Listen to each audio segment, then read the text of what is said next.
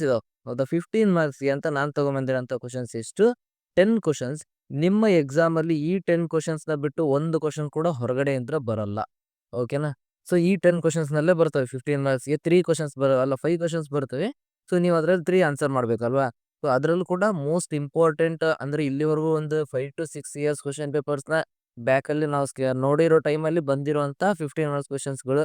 ಅದರಲ್ಲೂ ಕೂಡ ಇವು ಎಷ್ಟು ಟೈಮ್ ರಿಪೀಟ್ ಆಗಿದಾವೆ ಅಂತ ಅನ್ನೋದನ್ನು ಕೂಡ ನಾವು ಇಟ್ಕೊಂಡು ಏನ್ ಮಾಡ್ತಾ ಇದ್ದೀವಿ, ಸೊ ಈ ಒಂದು 15 ಮಾರ್ಕ್ಸ್ ಇಂಪಾರ್ಟೆಂಟ್ ಕ್ವೆಷನ್ಸ್‌ಗಳ ಒಂದು ಕ್ಲಾಸನ್ನ ಮಾಡ್ತಾ ಇದೀವಿ. ಸೊ ತುಂಬಾ ಜನ ಕೇಳಿದ್ರು ಇದನ್ನ ಸರ್ 15 ಮಾರ್ಕ್ಸ್ ಮೇಲೆ ಮಾಡಿ ಅಂತ ಹೇಳ್ಬಿಟ್ಟು. ಅದು ಆ ಒಂದು ಕಾರಣಕ್ಕೋಸ್ಕರ ನಾವೇನ್ ಮಾಡ್ತಿದೀವಿ, ಸೊ ಈ ಒಂದು 15 ಮಾರ್ಕ್ಸ್‌ನ ಇಂಪಾರ್ಟೆಂಟ್ ಕ್ವೆಷನ್ಸ್‌ಗಳ ವಿಡಿಯೋ. ಸೊ ನಾನು ಈ ಇದ್ರಲ್ಲಿ ಏನ್ ಮಾಡ್ತಾ ಹೋಗ್ತೀನಿ ಅಂತಂದ್ರೆ, ಜಾಸ್ತಿ ಒಂದು ಕ್ವೆಷನ್ಸ್ ಬಗ್ಗೆ ಡಿಸ್ಕಸ್ ಮಾಡ್ತಾ ಹೋಗಲ್ಲ. ಸೊ ನೀವು ಆನ್ಸರ್ ನೋಡಿದ್ರು ತಿಳ್ಕೊಬಹುದು. ಬಟ್ ನಾನು ಮೊದಲನೇದಾಗಿ ಏನು ಕೇಳ್ಕೊಡ್ತಾ ಇದ್ದೀನಿ ಅಂದ್ರೆ, ಸೊ ಫಾರ್ ಎಕ್ಸಾಂಪಲ್ ನಿಮ್ಮ ಒಂದು ಆನ್ಸರ್ ಶೀಟ್ ಅಲ್ಲಿ 15 ಮಾರ್ಕ್ಸ್ ಕ್ವೆಷನ್ಸ್‌ನ ಸಾಲ್ವ್ ಮಾಡೋಕೆ ಅಂದ್ರೆ ಈ ಆನ್ಸರ್ ಬರೆಯಕ್ಕೆ ಶುರು ಮಾಡ್ತಾ ಇದ್ದೀರಾ ಅಂತ ಅಂದ್ರೆ, ಸೊ ಅಲ್ಲಿಂತ್ರ ನೀವು ಯಾವ ರೀತಿ ಸ್ಟಾರ್ಟ್ ಮಾಡ್ಬೇಕು. ಒಂದು ಆನ್ಸರ್‌ಗೆ ತಿಳಿಸ್ಕೊಡ್ತೀನಿ ಅಷ್ಟೇ. ಸೊ ಈ ಒಂದು ಫಾರ್ಮ್ಯಾಟ್ ಅಲ್ಲಿ ಬರಿಬೇಕು ಅಂತ. ಸೊ ನೆಕ್ಸ್ಟ್ ಪ್ರತಿಯೊಂದು ಕ್ವೆಷನ್ನಿಗೂ ನಾನು ಕಂಟೆಂಟ್ ಹೇಳ್ತಾ ಹೋಗ್ತೀನಿ. ಈ ಕ್ವೆಷನ್ ಬಂದ್ರೆ ಇದು ನಿಮ್ಮ ಕಂಟೆಂಟ್ ಆಗಿರಲಿ ಅಂತ ಒಂದು. ಆವಾಗ ಏನ್ ಮಾಡ್ಬೇಕು ನೀವು, ಆ ಒಂದು ಫಾರ್ಮ್ಯಾಟ್‌ನ ಯೂಸ್ ಮಾಡಿ, ಸೊ ಉಳಿದಿರೋಂಥ ಎಲ್ಲಾ ಕ್ವೆಷನ್ಸ್‌ಗಳಿಗೂ ಕೂಡ ಆನ್ಸರ್ ಮಾಡ್ಬೇಕು. ಓಕೆನಾ? ಸೊ ನೆಕ್ಸ್ಟ್ ಈಗ ಮೊದಲನೇದಾಗಿ 1ನೇ ಕ್ವೆಷನ್ ನೋಡೋಣ. ಆ 1ನೇ ಕ್ವೆಷನ್‌ನ ಇಟ್ಕೊಂಡೆ ನಾವೇನ್ ಮಾಡೋಣ, ಈ ಫಾರ್ಮ್ಯಾಟ್ ಅನ್ನು ಕೂಡ ಅರ್ಥ ಮಾಡ್ಕೊಳ್ಳೋಣ. ಮೊದಲನೇ ಕ್ವೆಷನ್, ಮಾನವ ಸಂಪನ್ಮೂಲ ನಿರ್ವಹಣೆಯ ಕಾರ್ಯಗಳು. ಸೊ ಇಂಗ್ಲಿಷ್ ಮೀಡಿಯಂದಲ್ಲಿ functions of HRM. English medium separate videos ಮಾಡ್ತೀನಿ. ಸೊ ಕನ್ನಡ ಮೀಡಿಯಂನವರಿಗೂ ಕೂಡ ಇಂಗ್ಲಿಷ್ ವರ್ಡ್ಸ್‌ನ ಇಟ್ಕೊಂಡ್ರೆ ನಿಮಗೆ ಏನಪ್ಪು ಸಿಗುತ್ತೆ, ಒಂದು ಕ್ಲಾರಿಟಿ ಸಿಗುತ್ತೆ ಅಂತ ಹೇಳ್ಬಿಟ್ಟು ಬ್ರಾಕೆಟ್ ಅಲ್ಲಿ ಸೊ ಕನ್ನಡ ಅದನ್ನ ಹಾಕಿದ್ದೀನಿ. ಓಕೆನಾ? ಮಾನವ ಸಂಪನ್ಮೂಲ ನಿರ್ವಹಣೆಯ ಕಾರ್ಯಗಳು ಅಂದ್ರೆ ಫಂಕ್ಷನ್ಸ್ ಆಫ್ HRM. ಇದು ಬಂದ್ಬಿಟ್ಟು ವೆರಿ ಹೈ ಅಂದ್ರೆ ಫ್ರೀಕ್ವೆನ್ಸಿ ಅಂತ ಸೊ ಪ್ರತಿಯೊಂದು ಕ್ವೆಷನ್‌ಗೂ ಕೂಡ ತನ್ನದೇ ಆದಂತ ಒಂದು ಫ್ರೀಕ್ವೆನ್ಸಿಗಳಿರ್ತವೆ. ಹೌದಾ? ಸೊ ಆ ತರ ನೋಡಿದಾಗ ಈ ಒಂದು ಕ್ವೆಷನ್ ಮ್ಯಾಕ್ಸಿಮಮ್ ಬರುವಂತದ್ದು. ಸೊ ಇದನ್ನ 10 ಮಾರ್ಕ್ಸ್‌ಗೂ ಕೂಡ ಅಂದ್ರೆ ಮುಂಚೆ 60 ಮಾರ್ಕ್ಸ್ ಇದ್ದಾಗ ಇದನ್ನ 10 ಮಾರ್ಕ್ಸ್‌ಗೆ ಕೇಳ್ತಿದ್ರು. ಈಗ 80 ಇದೆ ಅಲ್ವಾ? ಸೊ ಹಾಗಾಗಿ ಇದನ್ನ ಏನ್ ಮಾಡ್ತಾರೆ 15 ಮಾರ್ಕ್ಸ್‌ಗೆ ಕೇಳ್ತಾರೆ. ಸೊ ಇದು ಎಷ್ಟು ಟೈಮ್ ಬಂದಿದೆ ಎಕ್ಸಾಮಲ್ಲಿ ಅಂತ ಅಂದ್ರೆ, ಸೊ 4 ಟೈಮ್ಸ್ ಬಂದಿದೆ ಈ ಒಂದು ಕ್ವೆಷನ್. ಈಗ continuous 6 years back question papers ನೋಡಿದ್ರೆ, ಈ ಒಂದು ಕ್ವೆಷನ್ 4 ಟೈಮ್ಸ್ ಅನ್ನುವಂಥದ್ದು ರಿಪೀಟ್ ಆಗಿದೆ. ಓಕೆನಾ? ಸೊ ಇದ್ರ ಮೇಲೆನೆ ಗೊತ್ತಾಗುತ್ತೆ ಈ ಒಂದು ಕ್ವೆಷನ್ ಎಷ್ಟು ಇಂಪಾರ್ಟೆಂಟ್ ಅಂತ ಹೇಳ್ಬಿಟ್ಟು. ಹೌದಾ? ಸೊ ಹಾಗಿದ್ದಾಗ ನೋಡೋಣ. ಸೊ ಮಾನವ ಸಂಪನ್ಮೂಲ ನಿರ್ವಹಣೆಯ ಕಾರ್ಯಗಳು ಫಂಕ್ಷನ್ಸ್ ಆಫ್ HRM ಅಂತ ಇತ್ತಲ್ಲ. ಸೊ ನೀವು ಇದನ್ನ ಬರಿಬೇಕು. ಇಲ್ಲಿ ಮೊದಲನೇದಾಗಿ ಹೆಡ್ಡಿಂಗ್ ಮಾನವ ಸಂಪನ್ಮೂಲ ನಿರ್ವಹಣೆಯ ಕಾರ್ಯಗಳು. ಇದೊಂದು ಪೇಜ್ ಅಂತ ತಗೊಳ್ಳಿ. 15 ಮಾರ್ಕ್ಸ್‌ಗೆ ಸೆಪರೇಟ್ ಆಗಿ ಒಂದು ಪೇಜಲ್ಲಿ ಸ್ಟಾರ್ಟ್ ಮಾಡ್ಬೇಕು ಆನ್ಸರ್ಸ್‌ನ. ಏನಕ್ಕಪ್ಪ ಅಂದ್ರೆ, ನೀವು ಎಷ್ಟು ಯಾವ ತರ ಆನ್ಸರ್ ಬರಿತೀರಾ ಅನ್ನೋದು ಎಷ್ಟು ಮುಖ್ಯ ಆಗುತ್ತೋ, ಒಂದು 15 ಮಾರ್ಕ್ಸ್ ಕ್ವೆಷನ್ನಿಗೆ ನೀವು ಎಷ್ಟು ಪೇಜಸ್‌ಗಳನ್ನ ಕವರ್ ಮಾಡ್ತೀರಾ ಅನ್ನುವಂಥದ್ದು ಕೂಡ ಮ್ಯಾಟರ್ ಆಗೇ ಆಗುತ್ತೆ ಪೇಪರ್ ವ್ಯಾಲ್ಯೂಯೇಷನ್ ಮಾಡುವಾಗ. ಸೊ ನಮಗೂ ಕೂಡ ಇದನ್ನ ಹೇಳ್ತಿದ್ರು. ಏನಪ್ಪಾ ಅಂತಂದ್ರೆ, ನೀವು ಕಂಟೆಂಟ್ ಎಷ್ಟು ಯಾವ ತರ ಬರಿತೀರಾ ಅನ್ನೋದಕ್ಕಿಂತ ಎಷ್ಟು ಬರಿತೀರಾ ಅನ್ನೋದು ಕೂಡ ಮುಖ್ಯ ಆಗುತ್ತೆ. ವ್ಯಾಲ್ಯೂಯೇಷನರ್ ಅದನ್ನು ಕೂಡ ನೋಡ್ತಾರೆ ಅಂತ ಹೇಳ್ತಾರೆ. ಹೌದಾ? ಸೊ ನೆಕ್ಸ್ಟ್ ಈಗ ಮೊದಲನೇದಾಗಿ ಕ್ವೆಷನ್ ನಂಬರ್ 1, ಮಾನವ ಸಂಪನ್ಮೂಲ ನಿರ್ವಹಣೆಯ ಕಾರ್ಯಗಳು ಹೆಡ್ಡಿಂಗ್ ಹಾಕಿ ಸೊ ಅಂಡರ್‌ಲೈನ್ ಮಾಡಿದೀರಾ? ಮೊದಲನೇ ಕೆಲಸ ಏನ್ ಮಾಡ್ಬೇಕು, ಇಂಟ್ರೊಡಕ್ಷನ್ ಅನ್ನ ಬರಿಬೇಕು. ಹೌದಾ? ಸೊ ಇಂಟ್ರೊಡಕ್ಷನ್ ಇಲ್ಲಿ ಬರ್ದಿದ್ದೀನಿ ನೋಡಿ, ಪರಿಚಯ ಅಂದ್ರೆ ಸೊ ಇಂಟ್ರೊಡಕ್ಷನ್ ಅಥವಾ ಪೀಠಿಕೆ ಅಂತ ಕೂಡ ಹೇಳ್ಬೋದು. ಹೌದಾ? ಪರಿಚಯ ಇಂಟ್ರೊಡಕ್ಷನ್ ಅಂತ ಬರೆದು, ಇಂಟ್ರೊಡಕ್ಷನ್ ಅಲ್ಲಿ ಏನ್ ಬರೀಬೇಕಪ್ಪ, ಸೊ ಫಂಕ್ಷನ್ಸ್ ಆಫ್ HRM ಅಂದ್ರೆ ಮಾನವ ಸಂಪನ್ಮೂಲ ನಿರ್ವಹಣೆಯ ಕಾರ್ಯಗಳು ಯಾವ್ದ್ರ ಬಗ್ಗೆ ಹೇಳೋಕ್ ಹೋಗ್ತಾ ಇದೆ ಅಂದ್ರೆ, ಮಾನವ ಸಂಪನ್ಮೂಲ ನಿರ್ವಹಣೆಯ ಅಂದರೆ ಏನು ಅಂತ ಹೇಳ್ಬೇಕು ಮೊದಲನೇದಾಗಿ. ಹೌದಾ? ಇದಕ್ಕೆ ಏನಾಗುತ್ತೆ ಇಂಟ್ರೊಡಕ್ಷನ್. ಪರಿಚಯದಲ್ಲಿ ಏನ್ ಹೇಳ್ಬೇಕು, ಮಾನವ ಸಂಪನ್ಮೂಲ ನಿರ್ವಹಣೆ ಎಂದರೆ ಸಂಸ್ಥೆಯ ಉದ್ಯೋಗಿಗಳನ್ನು ಪರಿಣಾಮಕಾರಿಯಾಗಿ ನಿರ್ವಹಿಸುವ ಒಂದು ಪ್ರಕ್ರಿಯೆ. ಇದರ ಕಾರ್ಯಗಳನ್ನು ವ್ಯವಸ್ಥಾಪಕ ಕಾರ್ಯಗಳು ಮತ್ತು ಕಾರ್ಯನಿರ್ವಹಣಾ ಕಾರ್ಯಗಳಾಗಿ ವಿಂಗಡಿಸಲಾಗಿದೆ ಈ ರೀತಿ. ಇದು ಏನಾಗುತ್ತೆ ಇಂಟ್ರೊಡಕ್ಷನ್ ಅಂದ್ರೆ, ಈ ಒಂದು ಪೀಠಿಕೆ ಹಂತದಲ್ಲಿ ನೀವೇನ್ ತಿಳಿಸ್ಕೊಡ್ಬೇಕಿಲ್ಲಿ, ಸೊ ಜಸ್ಟ್ 3 ಲೈನ್ಸ್ ಮಾತ್ರ ಇರ್ಲಿ ಪೀಠಿಕೆ. ತುಂಬಾ ಜಾಸ್ತಿ ಬೇಡ. ಪೀಠಿಕೆ ಜಸ್ಟ್ 3 ಲೈನ್ಸ್. ಓಕೆನಾ? ಸೊ ಅದ್ರಲ್ಲಿ ಏನ್ ಹೇಳಿ ಅಂದ್ರೆ, ಇಲ್ಲಿ ಫಂಕ್ಷನ್ಸ್ ಆಫ್ HRM ಹೇಳಿದ್ದಾರೆ ಅಂದ್ರೆ, HRM ಅಂದ್ರೆ ಏನು ಅಂತ ತಿಳಿಸ್ಕೊಡಿ. ಹೌದಾ? ಅದನ್ನ ಇಂಟ್ರೊಡಕ್ಷನ್ ಅಂತ ಹೇಳ್ತಾರೆ. ಸೊ ನೆಕ್ಸ್ಟ್ ಸ್ಟೇಜ್ ಬಂದ್ಬಿಟ್ಟು ಮೀನಿಂಗ್. ಹೌದಾ? ಅರ್ಥ ಅಂತ ಹೇಳ್ತಾರೆ. ಸೊ ಯಾವ್ದರ ಮೀನಿಂಗ್ ಬರಿಬೇಕು? Functions of HRM. ಸೊ ನಾವು ಇಂಟ್ರೊಡಕ್ಷನ್ ಅಲ್ಲಿ ಬರೀ HRM ಬಗ್ಗೆ ತಿಳಿಸ್ಕೊಟ್ವಿ. ಅಂದ್ರೆ ಮಾನವ ಸಂಪನ್ಮೂಲ ನಿರ್ವಹಣೆಯ ಬಗ್ಗೆ ಮಾತ್ರ ತಿಳಿಸ್ಕೊಟ್ವಿ. ಬಟ್ ಈಗ ಅಂದ್ರೆ ಮೀನಿಂಗ್ ಅಲ್ಲಿ ಏನ್ ತಿಳಿಸ್ಕೊಡ್ಬೇಕು? ಮಾನವ ಸಂಪನ್ಮೂಲ ನಿರ್ವಹಣೆಯ ಕಾರ್ಯಗಳು ಅಂದ್ರೆ ಏನು ಅಂತ ತಿಳಿಸ್ಕೊಡ್ಬೇಕು. ಏನಪ್ಪಾ ಮಾನವ ಸಂಪನ್ಮೂಲ ಕಾರ್ಯಗಳು ನಿರ್ವಹಣೆಯ ಕಾರ್ಯಗಳು ಅಂತಂದ್ರೆ, ಸೊ ಅವು ನೋಡಿ, ಮಾನವ ಸಂಪನ್ಮೂಲ ನಿರ್ವಹಣೆಯ ಕಾರ್ಯಗಳಲ್ಲಿ ಏನ್ ಮಾಡ್ತಾರೆ? 2 ಕಾರ್ಯಗಳಾಗಿ ವಿಂಗಡಿಸಲಾಗಿದೆ. ಹೌದಾ? ವ್ಯವಸ್ಥಾಪಕ ಕಾರ್ಯಗಳು ಮತ್ತು ಕಾರ್ಯನಿರ್ವಹಣಾಕ ಕಾರ್ಯಗಳು ಅಂತ ಹೇಳ್ಬಿಟ್ಟು. ಹೌದಾ? ಈ ಕಾರ್ಯಗಳ ಬಗ್ಗೆ ಬರಿಬೇಕು. ಆ ಮೀನಿಂಗ್ ಅಲ್ಲಿ ಸೊ ಜಸ್ಟ್ ಇದು ಕೂಡ ಏನಿರ್ಲಿ ಮ್ಯಾಕ್ಸಿಮಮ್ 2 ಲೈನ್ಸ್. ನಿಮ್ಗೇನೋ ಇದ್ರು ಇನ್ನೂ ಸ್ವಲ್ಪ ಕಂಟೆಂಟ್ ಅದರಲ್ಲಿ ಇತ್ತು ಅಂತ ನಿಮಗೆ ಗೊತ್ತಿದ್ದಿತ್ತು ಅಂದ್ರೆ ಮ್ಯಾಕ್ಸಿಮಮ್ 3 ಲೈನ್ಸ್ ಈಸ್ ಎನಫ್. ಅಷ್ಟಂತ್ರು ಸಾಕು. ಮಿನಿಮಮ್ 2 ಲೈನ್ಸ್ ಇರ್ಲಿ, ಮ್ಯಾಕ್ಸಿಮಮ್ 3 ಲೈನ್ಸ್ ಎನಫ್. ಹೌದಾ? ನೆಕ್ಸ್ಟ್ ಮೀನಿಂಗ್ ಆದ ತಕ್ಷಣ ಏನ್ ಮಾಡ್ಬೇಕು? ಹೌದಾ? ನಾನು ಹೇಳ್ದೆ ಇಲ್ಲಿ. 2 ಭಾಗಗಳನ್ನಾಗಿ ವಿಂಗಡಿಸಲಾಗಿದೆ. ಸೊ 2 ಭಾಗ ಅಂತ ಬಂದ ತಕ್ಷಣ ಏನ್ ಮಾಡ್ಬೇಕು ಗೊತ್ತಾ? ಸೊ ಒಂದು ಟೇಬಲ್ ಹಾಕ್ಬಿಡಿ. ಇದಕ್ಕೇನಂತಾರೆ so body of the answer ಅಂತ ಹೇಳ್ತಾ ಇರ್ತಾರೆ. 2 ಟೇಬಲ್ ಹಾಕಿ 2 ಈ ರೀತಿ ಭಾಗ ಮಾಡಿ. ಸೊ ಈ ಕಡೆ ಬರೀರಿ, ಇಲ್ಲಿ ಇನ್ನೊಂದು ಲೈನ್ ಹಾಕೊಂಡು, ಸೊ ಈ ಕಡೆ ವ್ಯವಸ್ಥಾಪಕ ಕಾರ್ಯಗಳು ವ್ಯವಸ್ಥಾಪಕ ಕಾರ್ಯಗಳು ಅಂತ ಬರೀರಿ. ಇಲ್ಲಿ ಕಾರ್ಯನಿರ್ವಹಣಾಕ ಕಾರ್ಯಗಳು ಅಂತ ಬರೀರಿ. ಹೌದಾ? ಇದ್ರಲ್ಲಿ ನೋಡಿ, ವ್ಯವಸ್ಥಾಪಕ ಕಾರ್ಯಗಳಲ್ಲಿ ಯೋಜನೆ, ಸಂಘಟನೆ, ನಿರ್ದೇಶನ, ಸಮನ್ವಯ ಮತ್ತು ನಿಯಂತ್ರಣ ಅಂತ ಹೇಳ್ಬಿಟ್ಟು ಬರ್ತವೆ. 5 ಬಂದಲ್ವಾ? ಈ 5ಅನ್ನ ಇಲ್ಲಿ ಲಿಸ್ಟ್ ಮಾಡಿ. ಹೌದಾ? ಸೊ ಒಂದು ಆನ್ಸರ್‌ನ ತೋರಿಸ್ತಾ ಇದೀನಿ ನಾನು ಯಾವ ರೀತಿ ಬರಿಬೇಕು ಅಂತ ಹೇಳ್ಬಿಟ್ಟು. ನೆಕ್ಸ್ಟ್ ಕಾರ್ಯನಿರ್ವಹಣಾ ಕಾರ್ಯಗಳು ಅಂತ ಬಂದ್ವಾ ಕೆ.ದಲ್ಲಿ. ಸೊ ನೋಡಿ, ಇದ್ರಲ್ಲಿ ಪಾಯಿಂಟ್ಸ್ ಇದೆ. ಮಾನವ ಸಂಪನ್ಮೂಲ ಯೋಜನೆಯನ್ನು ಮಾಡುವಂಥದ್ದು, ನೇಮಕಾತಿ ಮತ್ತು ಆಯ್ಕೆಯನ್ನು ಮಾಡುವಂಥದ್ದು, ತರಬೇತಿ ಮತ್ತು ಅಭಿವೃದ್ಧಿ ಮಾಡುವಂಥದ್ದು, ವೇತನ ಮತ್ತು ಭತ್ಯೆಗಳನ್ನು ಕೊಡುವಂಥದ್ದು, ಕಾರ್ಯಕ್ಷಮತೆಯನ್ನು ಮೌಲ್ಯಮಾಪನ ಮಾಡುವಂಥದ್ದು, ಉದ್ಯೋಗಿಗಳ ಕಲ್ಯಾಣ ಮಾಡುವಂಥದ್ದು, ಅಂದ್ರೆ ಉದ್ಯೋಗಿಗಳ ಕಲ್ಯಾಣಕ್ಕಾಗಿ ಸಹಾಯ ಮಾಡುವಂಥದ್ದು, ಕೈಗಾರಿಕಾ ಸಂಬಂಧಗಳನ್ನು ಒಂದು ರಿಲೇಶನ್‌ಶಿಪ್ ಅನ್ನು ಚೆನ್ನಾಗಿ ಮೇಂಟೈನ್ ಮಾಡುವಂಥದ್ದು. ಇಲ್ಲಿರುವಂತಹ ಈ ಒಂದು 6 ಪಾಯಿಂಟ್ಸ್‌ಗಳು ಏನಿದಾವೆ, ಈ 6 ಪಾಯಿಂಟ್ಸ್ ಅನ್ನ ಇಲ್ಲಿ ಲಿಸ್ಟ್ ಮಾಡಿ. ಸೊ ಇಲ್ಲಿ ಯಾವುದೇ ರೀತಿಯಾದಂತ ಎಕ್ಸ್‌ಪ್ಲನೇಷನ್ ಬೇಡ, ಜಸ್ಟ್ ಲಿಸ್ಟ್ ಸಾಕು. ಓಕೆನಾ? ನೀವು ಇಷ್ಟನ್ನ ಬರೆದ್ರಿ ಅಂದ್ರೆ ಇಲ್ಲಿಗೆ ಒಂದು ಪೇಜ್ ಕಂಪ್ಲೀಟ್ ಆಯ್ತು ನಿಮ್ದು. ಸೊ ನೆಕ್ಸ್ಟ್ ಅದೇ ಸೆಕೆಂಡ್ ಪೇಜಲ್ಲಿ ಯಾವ ರೀತಿ ಬರಿಬೇಕು ಇದನ್ನ ಅಂತಂದ್ರೆ, ಸಿಂಗಲ್ ಪಾಯಿಂಟ್ಸ್‌ನ ತಗೊಂಡು ಎಕ್ಸ್‌ಪ್ಲೇನ್ ಮಾಡ್ತಾ ಹೋಗಿ. ಹೇಗೆ? ಮೊದಲನೇದಾಗಿ ದೊಡ್ಡದಾಗಿ ಬರೀರಿ. ವ್ಯವಸ್ಥಾಪಕ ಕಾರ್ಯಗಳು ಅಂದ್ರೆ ವಿ.ಕೆ. ವ್ಯವಸ್ಥಾಪಕ ಕಾರ್ಯಗಳು ಅಂಡರ್‌ಲೈನ್ ಮಾಡಿ. ಸೊ ಮೊದಲನೇ ಪಾಯಿಂಟ್ ಏನಿದೆ? ಪ್ಲಾನಿಂಗ್. ಹೌದಾ? ಅಂದ್ರೆ ಯೋಜನೆ. ಯೋಜನೆ ಅಂತ ಬರೀರಿ. ಅದಕ್ಕೆ ಎಷ್ಟು line? Minimum 3 to 4 lines explanation ಬೇಕು. ಸೊ ನೆಕ್ಸ್ಟ್ ಅದೇ ರೀತಿ ಎರಡನೇ ಪಾಯಿಂಟ್ ಏನಿದೆ? ಸಂಘಟನೆ. ಅದಕ್ಕೂ ಕೂಡ ಮಿನಿಮಮ್ 4 ಲೈನ್ಸ್ ಎಕ್ಸ್‌ಪ್ಲನೇಷನ್ ಕೊಡಿ. ಮತ್ತೆ ನೆಕ್ಸ್ಟ್ ಥರ್ಡ್ ಒನ್ ಡೈರೆಕ್ಟಿಂಗ್. ಈ ರೀತಿ ಏನ್ ಮಾಡ್ತೀರಾ? ಸೊ ಪ್ರತಿ ಪಾಯಿಂಟ್‌ಗೂ ಕೂಡ ವಿ.ಕೆ.ದಲ್ಲಿರೋ 5 ಪಾಯಿಂಟ್ಸ್‌ಗೆ, ಕೆ.ಕೆ.ದಲ್ಲಿರೋ 6 ಪಾಯಿಂಟ್ಸ್‌ಗೆ ಎಕ್ಸ್‌ಪ್ಲನೇಷನ್ ಬೇಕು. ಮಿನಿಮಮ್ ಒಂದೊಂದು ಪಾಯಿಂಟ್‌ಗೆ 4 ಲೈನ್ಸ್ ಎಕ್ಸ್‌ಪ್ಲನೇಷನ್ ಬೇಕು. ಅಲ್ಲಿಗೆ ಏನಾಗುತ್ತೆ? ನಿಮಗೆ 3 ಪೇಜಸ್ ಕವರ್ ಆಗುತ್ತೆ. ಹೌದಾ? ಸೊ ನಿಮ್ಮ ಒಂದು ಎಕ್ಸ್‌ಪ್ಲನೇಷನ್‌ಗೆ ಎಷ್ಟು ಬೇಕು? 2 ಪೇಜ್ ಕವರ್ ಆಯ್ತು. ಇಲ್ಲಿಗೆ ಎಷ್ಟಾಯ್ತು? ನಿಮ್ಮ ಟೋಟಲ್ ಪೇಜಸ್ 1 ಪೇಜ್ ಏನಾಗುತ್ತೆ? ಬರೀ ಇಂಟ್ರೊಡಕ್ಷನ್ ಪೇಜ್ ಆಗುತ್ತೆ. ಎಕ್ಸ್‌ಪ್ಲನೇಷನ್ ಪೇಜ್ ಏನಾಗುತ್ತೆ? 2 ಆಗುತ್ತೆ. So at the end of the ಇನ್ನೊಂದು ಶೀಟಲ್ಲಿ ಏನು ಬರಿಬೇಕಪ್ಪ ಅಂತಂದ್ರೆ, ಕನ್ಕ್ಲೂಷನ್ ಅಂತ ಹೇಳಿ ಬರಿಬೇಕು. ಸೊ ಕನ್ಕ್ಲೂಷನ್ ನಿಮಗೆ ಏನ್ ಅನ್ಸುತ್ತೆ? ಸೊ ನೀವೆಲ್ಲಾ ಕಡೆಯಿಂತ್ರ ಕೂಡ ಒಂದೊಂದು ಲೈನ್ ನಿಮ್ಮ ಅಷ್ಟು ಆನ್ಸರ್ ಬರ್ದಿರ್ತಾರಲ್ವಾ, ಏನ್ ಅನ್ನಿಸ್ತು ಆ ಒಂದು ಕ್ವೆಶ್ಚನ್ ಬಗ್ಗೆ ಅಂತ ಹೇಳ್ಬಿಟ್ಟು ಒಂದು 4 to 5 ಲೈನ್ಸ್ ಬರೆದ್ರೆ, ಏನಕ್ಕೆ ಹೇಳ್ತೀನಿ 4 to 5 ಲೈನ್ಸ್ ಅಂದ್ರೆ, ಸೊ ಒಬ್ಬೊಬ್ರು 4 to 5 ಲೈನ್ಸ್ ಅಂತ ಅಂದ್ರೆ ತುಂಬಾ ಚೆನ್ನಾಗಿ ಬರೀತಾರೆ. ಅಟ್ರಾಕ್ಟಿವ್ ಆಗಿ ದೊಡ್ಡದಾಗಿ ಬರೆಯುವಂಥದ್ದು, ದುಂಡಾಗಿ ಬರೆಯುವಂಥದ್ದು. ಈ ರೀತಿ ಬರೆದಾಗ ಇದೇನಾಗುತ್ತೆ? ಮಿನಿಮಮ್ ಒಂದು ಹಾಫ್ ಪೇಜ್ ಆದ್ರೂ ಕವರ್ ಮಾಡುತ್ತೆ. ಈ 5 ಲೈನ್ಸ್ ಬರೆಯುವಂಥದ್ದು ಹಾಫ್ ಪೇಜ್ ಕವರ್ ಮಾಡಿದ್ರೆ, ನಿಮ್ಮ ಒಂದು 15 ಮಾರ್ಕ್ಸ್‌ನ ಆನ್ಸರ್ ಎಷ್ಟು ಪೇಜ್ ಆಯ್ತು ಟೋಟಲ್ ಅಲ್ಲಿಗೆ ಅಂತಂದ್ರೆ 4 ಪೇಜಸ್ ಆಯ್ತು. ಇದರಲ್ಲಿ ಈ ರೀತಿ ನೀವು ಒಂದು ಆನ್ಸರ್‌ನ 4 ಪೇಜ್ ಬರೆದಿರ್ತೀರಿ 15 ಮಾರ್ಕ್ಸ್‌ಗೆ ಅಂದ್ರೆ, ಸೊ ಅವರು ಯಾವತ್ತೂ ಕೂಡ ನಿಮ್ಮ ಆನ್ಸರ್‌ನ ರೀಡ್ ಮಾಡೋದಕ್ಕೆ ಹೋಗಲ್ಲ. ಓಕೆ. ಸೊ ಮೇನ್ ನೋಡ್ತಾರೆ. ಮೊದಲನೇದು ಏನ್ ನೋಡ್ತಾರೆ? ಇಂಟ್ರೊಡಕ್ಷನ್ ಇದೆನಾ, ಮೀನಿಂಗ್ ಇದೆನಾ, ಕಂಟೆಂಟ್ ಹಾಕಿದಾರ, ಕನ್ಕ್ಲೂಷನ್ ಇದೆನಾ. ಇಲ್ಲಿಗೆ ನಿಮಗೆ ಏನ್ ನೋಡ್ತಾರೆ? ಮಿನಿಮಮ್ 3 to 4 ಮಾರ್ಕ್ಸ್ ಫಿಕ್ಸ್ ಮಾಡ್ತಾರೆ. ಸೊ ಎಲ್ಲಾ ಕಂಟೆಂಟ್‌ಗಳನ್ನು ಕೂಡ ಮೆನ್ಷನ್ ಮಾಡಿದ್ರೆ. ನೆಕ್ಸ್ಟ್ ಏನಾಗುತ್ತೆ? ಸೊ ಇದು ಇಂಟ್ರೊಡಕ್ಷನ್ ಎಲ್ಲ ಓದ್ತಾರೆ, ಸ್ವಲ್ಪ ಮೀನಿಂಗ್ ನೋಡ್ತಾರೆ. ಆಮೇಲೆ ಈ ಪಾಯಿಂಟ್ಸ್ ಏನಿದಾವಲ್ಲ, ಪ್ರತಿ ಪಾಯಿಂಟ್ಸ್ ಕೂಡ ಎಕ್ಸ್‌ಪ್ಲೇನ್ ಆಗಿದಾನೆ ಅಂತ ಚೆಕ್ ಮಾಡ್ತಾರೆ. ಹೌದು, 1ನೇ ಪಾಯಿಂಟ್ ಎಕ್ಸ್‌ಪ್ಲೇನ್ ಆಗಿದೆ, ಸೆಕೆಂಡ್ ಪಾಯಿಂಟ್, ಥರ್ಡ್ ಪಾಯಿಂಟ್ ಹೀಗೆ ಎಕ್ಸ್‌ಪ್ಲೇನ್ ಆಗಿದೆ. ಈ 6 ಪಾಯಿಂಟ್ಸ್‌ಗಳು ಕೂಡ ಎಕ್ಸ್‌ಪ್ಲೇನ್ ಆಗಿದೆ. ಓಕೆ, ಜಸ್ಟ್ ಹಿಂಗೆ ಟಿಕ್ ಹಾಕಿ ಏನ್ ಮಾಡ್ತಾರೆ? 15 ಮಾರ್ಕ್ಸ್‌ನ ಇಟ್ಬಿಡ್ತಾರೆ.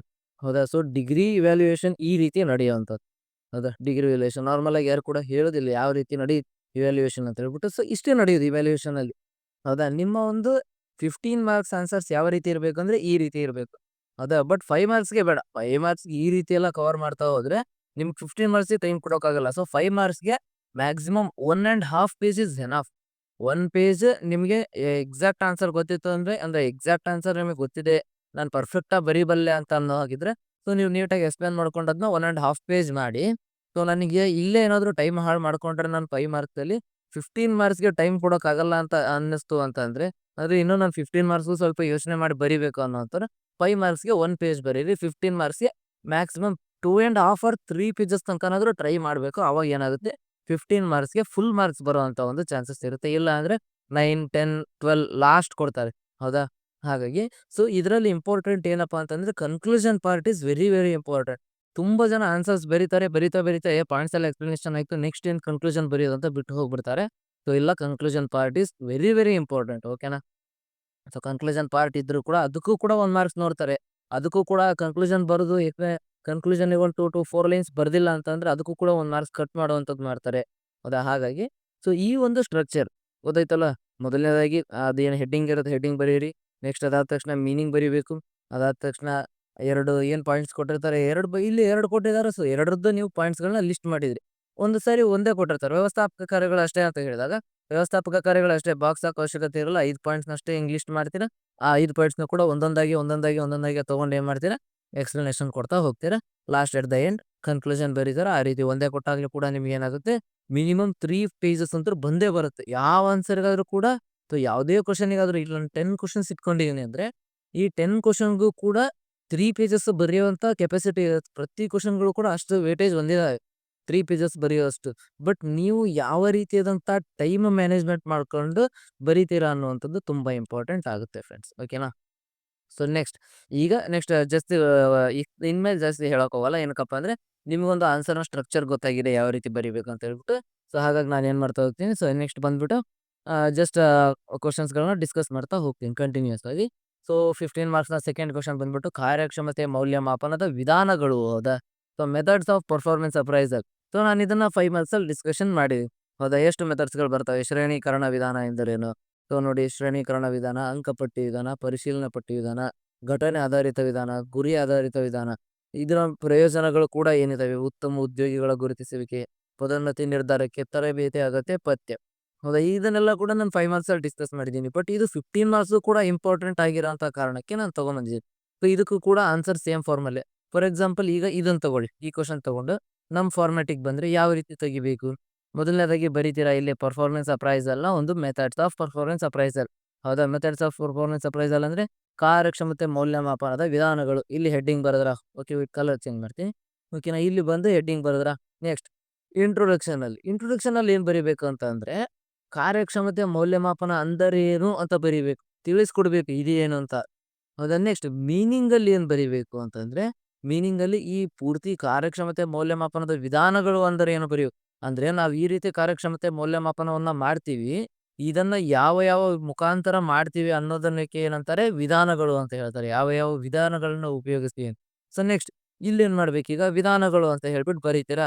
ಒಂದೊಂದಾಗಿ ಎಷ್ಟು 6 ಪಾಯಿಂಟ್ಸ್ ಇದಾವೆ. 2, 3, 4, 5 ಪಾಯಿಂಟ್ಸ್, 6 ಪಾಯಿಂಟ್ಸ್ ಬರ್ದರ. ಇಲ್ಲಿ 6 ಪಾಯಿಂಟ್ಸ್ ಬರೆದಾದ್ಮೇಲೆ ನೆಕ್ಸ್ಟ್ ಇಲ್ಲಿಗೆ ಒಂದು ಪೇಜ್ ಮುಗೀತಾ. ನೆಕ್ಸ್ಟ್ ಪೇಜಲ್ಲಿ ಬರ್ಬೇಕು. ನೆಕ್ಸ್ಟ್ ಪೇಜಲ್ಲಿ 1ನೇ ಪಾಯಿಂಟ್, 2ನೇ ಪಾಯಿಂಟ್, 3ನೇ ಪಾಯಿಂಟ್, 4ನೇ ಪಾಯಿಂಟ್, 5ನೇ ಪಾಯಿಂಟ್, 6 ಪಾಯಿಂಟ್. ಈ ರೀತಿ ಸೊ ಪ್ರತಿಯೊಂದು ಪಾಯಿಂಟ್‌ಗೂ ಕೂಡ 4 ಲೈನ್ಸ್ ಎಕ್ಸ್‌ಪ್ಲೇನ್ ಮಾಡ್ತಾ ಬನ್ನಿ. ಮಿನಿಮಮ್ ಆರಾಮಾಗಿ ಎಷ್ಟು ಪೇಜ್ ಕವರ್ ಆಗುತ್ತೆ ನಿಮ್ಮ answer? 3 pages. At the end ಏನ್ ಮಾಡಬೇಕು? ಕನ್ಕ್ಲೂಷನ್ ಮಾತ್ರ ಮಿಸ್ ಮಾಡಬಾರ್ದು. ಕನ್ಕ್ಲೂಷನ್ ಬರೀಲೇಬೇಕು. ಹೌದಾ? ಇದರಿಂದ ನೋಡಿ ಮೆಥಡ್ಸ್ ಕೂಡ ಇಲ್ಲಿ ಇದನ್ನು ಕೂಡ ಕೇಳಿದ್ದಾರೆ. ಪ್ರಯೋಜನಗಳನ್ನು ಕೂಡ ಕೇಳಿದ್ದಾರೆ. ಪ್ರಯೋಜನಗಳನ್ನ ನಿಮ್ಗೆ ಎಷ್ಟು ಈಸಿ ಅಂತಂದ್ರೆ, ನಿಮಗೆ ಗೊತ್ತಿರ್ಬೋದು. ಕಾರ್ಯಕ್ಷಮತೆ ಮೌಲ್ಯಮಾಪನ ಎಂದ್ರೆ ಉದ್ಯೋಗಿಗಳ ಕೆಲಸದ ಗುಣಮಟ್ಟವನ್ನು ಅಳೆಯುವ ಒಂದು ವಿಧಾನ. ಹೌದಾ? ಅಂದ್ರೆ ಉದ್ಯೋಗಿಗಳು ಕೆಲಸ ಮಾಡ್ತಾ ಇದ್ದಾರೆ ಅಂತಂದ್ರೆ, ಅವರ ಒಂದು ಕೆಲಸ ಎಷ್ಟು ಕ್ವಾಲಿಟಿ ಹೊಂದಿದೆ. ಸೊ ಅವರ ಒಂದು ಯಾವ ರೀತಿಯಾದಂತ ಮನಸ್ಥಿತಿಯಿಂದ ನಮ್ಮ ಒಂದು ಕಂಪನಿಯಲ್ಲಿ ಕೆಲಸ ಮಾಡ್ತಾ ಇದ್ದಾರೆ. ಈ ರೀತಿ ಅವರ ಒಂದು ಕೆಲಸದ ಗುಣಮಟ್ಟವನ್ನು ಅಳೆಯುವ ವಿಧಾನಗಳಿಗೆ ಏನಂತ ನಾವು ಕರಿತೀವಿ? ಕಾರ್ಯಕ್ಷಮತೆ ಮೌಲ್ಯಮಾಪನ ಅಂತ ಕರಿತೀವಿ. ಸೊ ಇದರಿಂದ ನಮಗೇನೇನು ಯೂಸ್ ಆಗುತ್ತೆ ಅಂತಂದ್ರೆ, ಸೊ ಏನಾಗುತ್ತೆ, ಈ ಉತ್ತಮ ಉದ್ಯೋಗಿಗಳ ಗುರುತಿಸುವಿಕೆ. ಸೊ ನಾವು ಯಾವ್ದಾದ್ರು ಒಬ್ರಿಗೆ ಈಗ monthly employ of the month ಅಂತ ಹೇಳ್ಬಿಟ್ಟು ಕೊಡ್ತಾ ಇರ್ತೀವಿ ಅಂತ ತಗೊಳ್ಳಿ. ಸೊ ಆ ಟೈಮಲ್ಲಿ ಗೊತ್ತಾಗುತ್ತೆ ನಮಗೆ ಯಾರು ಚೆನ್ನಾಗಿ ಕೆಲಸ ಮಾಡ್ತಾ ಇದ್ದಾರೆ ಅಂತ. ಸೊ ಆಮೇಲೆ ಪದೋನ್ನತಿ ನಿರ್ಧಾರಕ್ಕೆ ಫಾರ್ ಎಕ್ಸಾಂಪಲ್ ಯಾವುದೋ ಒಂದು ಹೈಯೆಸ್ಟ್ ಪೋಸ್ಟ್ ಖಾಲಿ ಇದೆ ಅಂತ ತಗೊಳ್ಳಿ ಮ್ಯಾನೇಜರ್‌ದು. ಆ ಟೈಮಲ್ಲಿ ನಾವೀಗ ಎಕ್ಸ್ಟರ್ನಲ್ ಸೋರ್ಸ್ ತರೋದಕ್ಕಿಂತ ಇಂಟರ್ನಲ್ ಅಲ್ಲಿ ಯಾರು ಎಲಿಜಿಬಲ್ ಇದ್ದಾರೆ ಅವ್ರಿಗೆ ಪ್ರಮೋಷನ್ ಕೊಡುವಂತ ಟೈಮಲ್ಲಿ ಇದು ಯೂಸ್ ಆಗುತ್ತೆ.